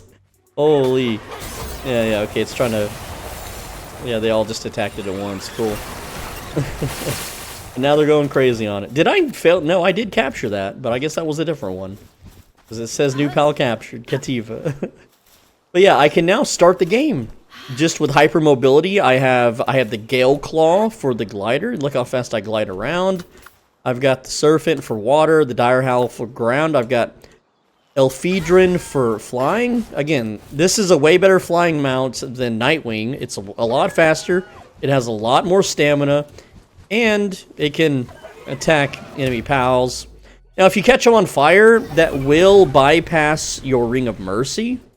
So you want to use Dragon Burst or Dragon Cannon. Dragon Burst is great because it's just an AoE. You're going to basically knock everything to 1 HP and then you just capture it super quick. Now, you'll notice that, like, we have this weird curve going around. B-Guard's about to explode. That's not good. Why did he do that? Oh no. They're all coming to explode now. Yeah, we don't want the B-Guards to explode like that. But, that's funny. But, the thing is, we get the PAL... Where is it at? Hold on, I have the wrong PAL equipped. I can't use the PAL box while I'm on the mount. But you would just put, where is it at? Where is... Where is it? Oh, there it is. Yeah, you just put Lunaris in the party. So we replace Sekhmet with Lunaris. And now your pals, your spheres home in. They don't curve so much like that anymore. And you could always, you know, take off the curve module for lower level enemies, but you really want that capture power. It makes things so much more easier. Like this T-Fence, you can just probably, yeah, 100%. So, pretty good. Not too bad at all. Now, I know you're also wondering, what if we just ran both farms? Regardless that the lettuce one is better, you could run 2 lettuce farms. Obviously, that would be better. But what if you use the lettuce farm to feed the honey farm? Well, I'll go ahead and show you. I just started. I put some salad in here, and they'll eat the salad, and that's going to get them a lot more well-fed. It's also going to have them work 30% faster, and I'll run that for a while. But at this point, we can basically start the game. We've got the vendors that we want captured. We have the money farms. We have the pals for money farms. We've got all the best starter gear. We just need to level up now so we can hit mid-game and then in-game. And that's pretty much it. Now, you'll also notice that on the honey farm, we don't even have beds for them. Don't really need them that much. They're going to get their sanity back regardless, even if they aren't having a good night's sleep. And if you're wondering what you should be doing, well, you can pretty much do whatever you want. You can go to each of these objectives and take them out. You can take out the bosses. You can run around. You could try to just beeline it to the next tower bosses, though they're a little tough for our level. You can capture 5 of every POW. And again, it's going to be 100% at this point. And we have the homing balls, too, so you can just kind of chunk them, and there they go. You don't have to really aim anymore because we have Lunaris. Again, they're just going to home in on them. So it makes things so easy. This video, this guide, my entire... Look at that, we're level 27 now. I have tried to do everything in my absolute best power to make things as easy as possible for you without giving you ridiculous speedrun strats like use grapple, air hop, cancel dashes to go straight for Jetragon, and then farm level 50 mobs with Jetragon until you're level 80 in 1 hour 40 minutes. Like, no. And yes, you can just hover in the sky, rain down bullets, and then throw a homing ball at them. Only 90% on that one, on that daydream, huh? But also, as the flying mount, you know, you don't have to use your gun. You can just use, like, Dragon Breath. Oops, wrong. Or Dragon Cannon, my bad. There we go. And that was a bad shot. Get a little bit closer to the ground there. I am confusing my deadlock controls here. There we go. Go ahead and throw a ball. And again, you can just fly around the world capturing 5 of everything in every level zone. That's going to level you into the mid-high 30s. And then at 34, you get Beacon, or Beacon. I don't know how to pronounce its name. That is the lightning mount. You can just buy one. You can literally just go up here and buy one from the PAL trainer. It's that easy. All right. And and then use that to fly instead of this. And it's a slightly faster, not too much. Now, if you're going to capture 5 of every PAL, which I recommend you do, you'll notice there is a yellow PAL sphere icon next to their name. That means I've already got 5 of these. And in this case, we can just, you know, safely catch them on fire and kill them, which will kill them through the Mercy Ring's protection. Or you can just, you know, take the ring off and shoot them. It's whatever you want to do. But, yeah, just go around, capture 5 of everything. It used to be 10, and then it was 12, and now it's 5, and who knows what future patch will bring. Alright, so you can see that for the cost of 15 or so salads, we've earned 200-something honey. And that's in a very short amount of time, too.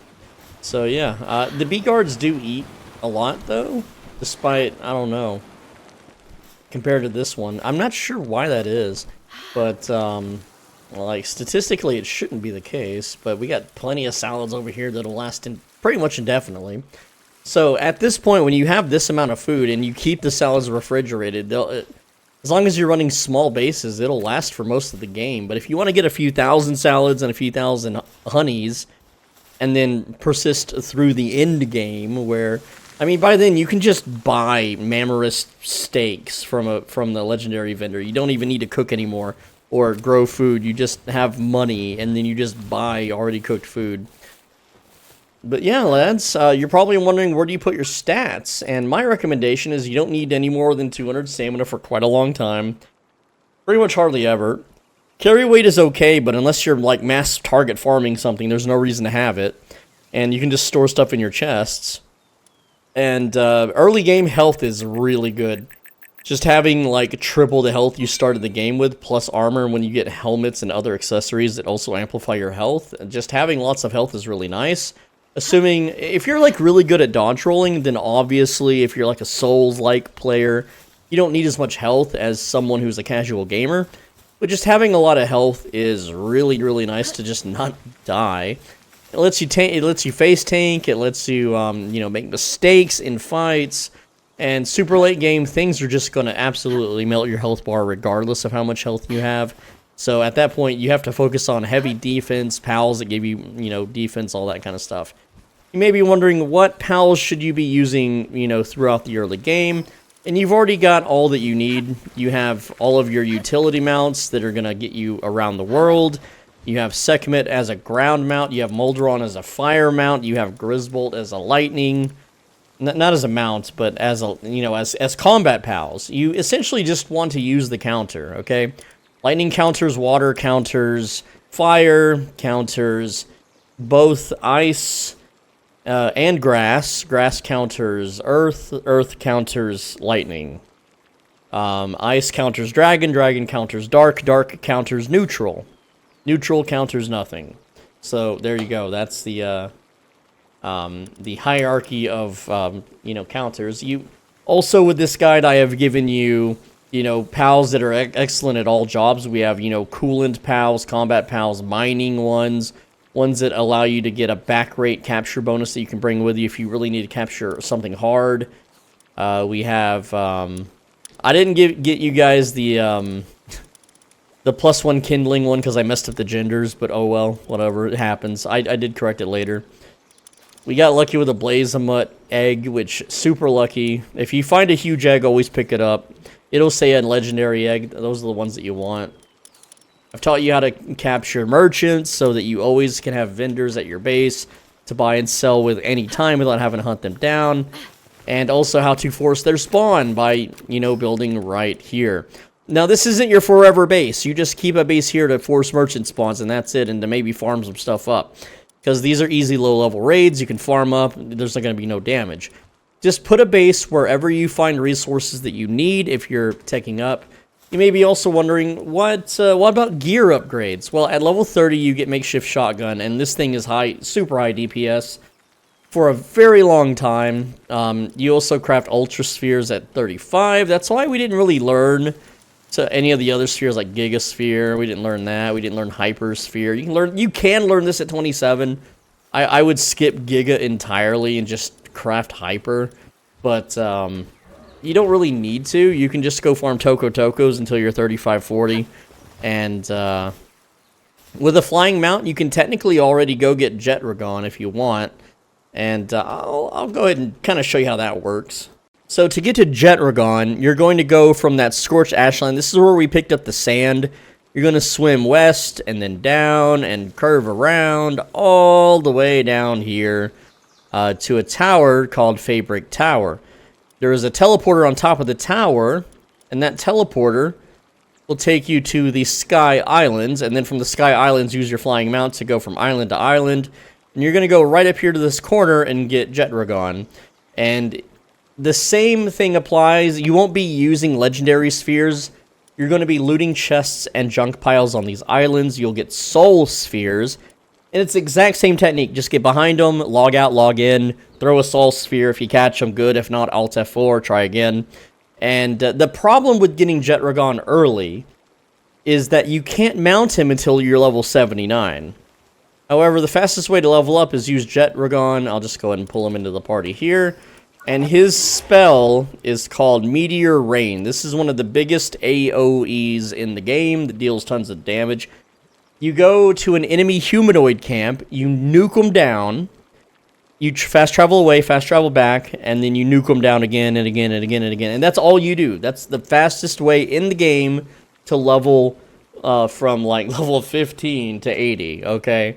And it's pretty boring, and it kind of kills the whole point of the game. Like, you're gonna level to 80 just playing the game normally and taking out the bosses and going to landmarks and capturing pals and doing all of the, you know, just bonus activities in general. There's no reason to just beeline straight to 80, unless you want to, but I mean, at that point, just cheat. Just open the server settings and make your XP 20x and go blow up some Tokos, and then you'll be level 80 the same way, right? There's really no reason to have to do this much cheese if you want to. And also, you could just download mods and just get Jetragon at level 1. That'll fly you around anyway, whatever. You can play however you want. I'm just trying to help you play if you're playing with friends, if you're new and you don't want to like have a massive learning curve, you don't want to bug your friends about, how do I do this? What do I do? Where do I go? Oh my god. If you aren't looking to information overload or information paralyze yourself, I've already done all the groundwork for you, giving you one of the best starts that there is, so that you can have good gear, good stats, good pals, good bases, etc. Alright, I hope you enjoyed this video. It took a long time to make, and boy oh boy, hopefully it gets some views. This is not a full game guide, this is just a best start guide, okay? I've given you the best. It's not a speedrun start, it's the best start, okay? And if this video does well, I'll definitely make more, but this game has been out a while, and it's a little oversaturated, and I'm more of an MMO channel, at least I was, but MMOs keep dying, so I don't know anymore. But with that said, I just want to give you one more little thing here, and that is, I read every single comment. I have 170k plus subs, whatever. But I have no life, no friends, no family, no life obligations. I just read YouTube comments and make videos, that's it. So if you have any questions, if it wasn't already answered in the video, I will read your comment and I will answer your question, okay? Even years from now. Alright, assuming I still remember. Alright, if you're watching this 2 years down the line and you ask me a very niche question, I'm like, I don't play this game anymore, I don't know, man. But who knows, maybe I'm still playing it 2 years from now. You won't know till you ask. But with that said, legends, I hope you appreciate it. I'm going to ask you to do one thing. I might or might not make more Palworld content, so I'm not going to ask you to subscribe, okay? And I'm not going to ask you to push the like button, though I wish you would, because it does help. All I'm going to actually ask you to do here, okay, pan the camera down, take a whiff, alright? And I'm going to ask you to click the video on the right side of your screen. If you don't, the next time you eat chili, you're going to have massive heartburn, and it's going to wake you up, and you're going to have a nightmare, your teeth are falling out. But it's actually just your body trying to wake you up so that you can acid reflux into a toilet. That's going to happen to you if you don't click the video. It may not happen today or tomorrow, but it will happen someday, and it's because you didn't click the video. So there you go. Click the video, and it won't happen.